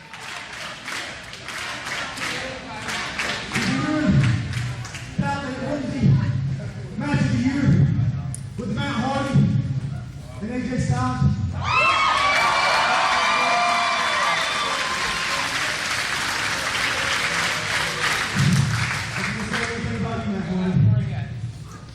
They wanted to win. They helped change this business for guys like me. So all my career, thank you. Thank you for doing AJ Styles showing some respect to Matt Hardy, whether you call it a cruiserweight division and X division. These two guys, fantastic, just unbelievable competitors. You saw an incredible match here in the IWC ring tonight, folks. I just don't know what else to say other than, you know, thank you to promoter Norm Connors for putting this together. As the fans chant, please come back. A fantastic matchup here. Matt Hardy and AJ, a phenomenal night here in the IWC. Honestly, guys, this has been a really tough time in my life. All you guys know that. But honestly, the last 2 or 3 weeks being in front of these crowds, having these shows, being in the ring with AJ Styles, this has been the funnest time of my life. I love it to death. Well, let's face it, this tour he's making, these are going to be the best matches of Matt Hardy's career. I wouldn't doubt that as the crowd explodes for Matt Hardy. One-on-one singles action. This is going to be the best slice of Matt Hardy's career. All you people that are so passionate and care and love this business and love the guys that wrestle. Now I'm knowing I gotta go back to work for all those assholes. But thank you guys anyway. I love you for all my heart. Thank you for coming up, supporting places like the ICW, because this is pro wrestling. Shane Douglas syndrome. It's very on the future, man. Thank you guys. Well, one of those kicks from AJ Styles might have knocked him a little dyslexic, but you gotta love the sentiment of what he said. What a perfect send-up for Matt Hardy, version 1, as we conclude No Excuses. For Jay Williams and Farnsworth, Anthony Kingdom James, this is Joe Dabrowski. We'll see you. Showdown at U-Town 2, August 13th, and don't forget August 26th, Southern Comfort, Dark and HENTAI in a ladder match. This is IWC. This is the best indie wrestling on the planet today.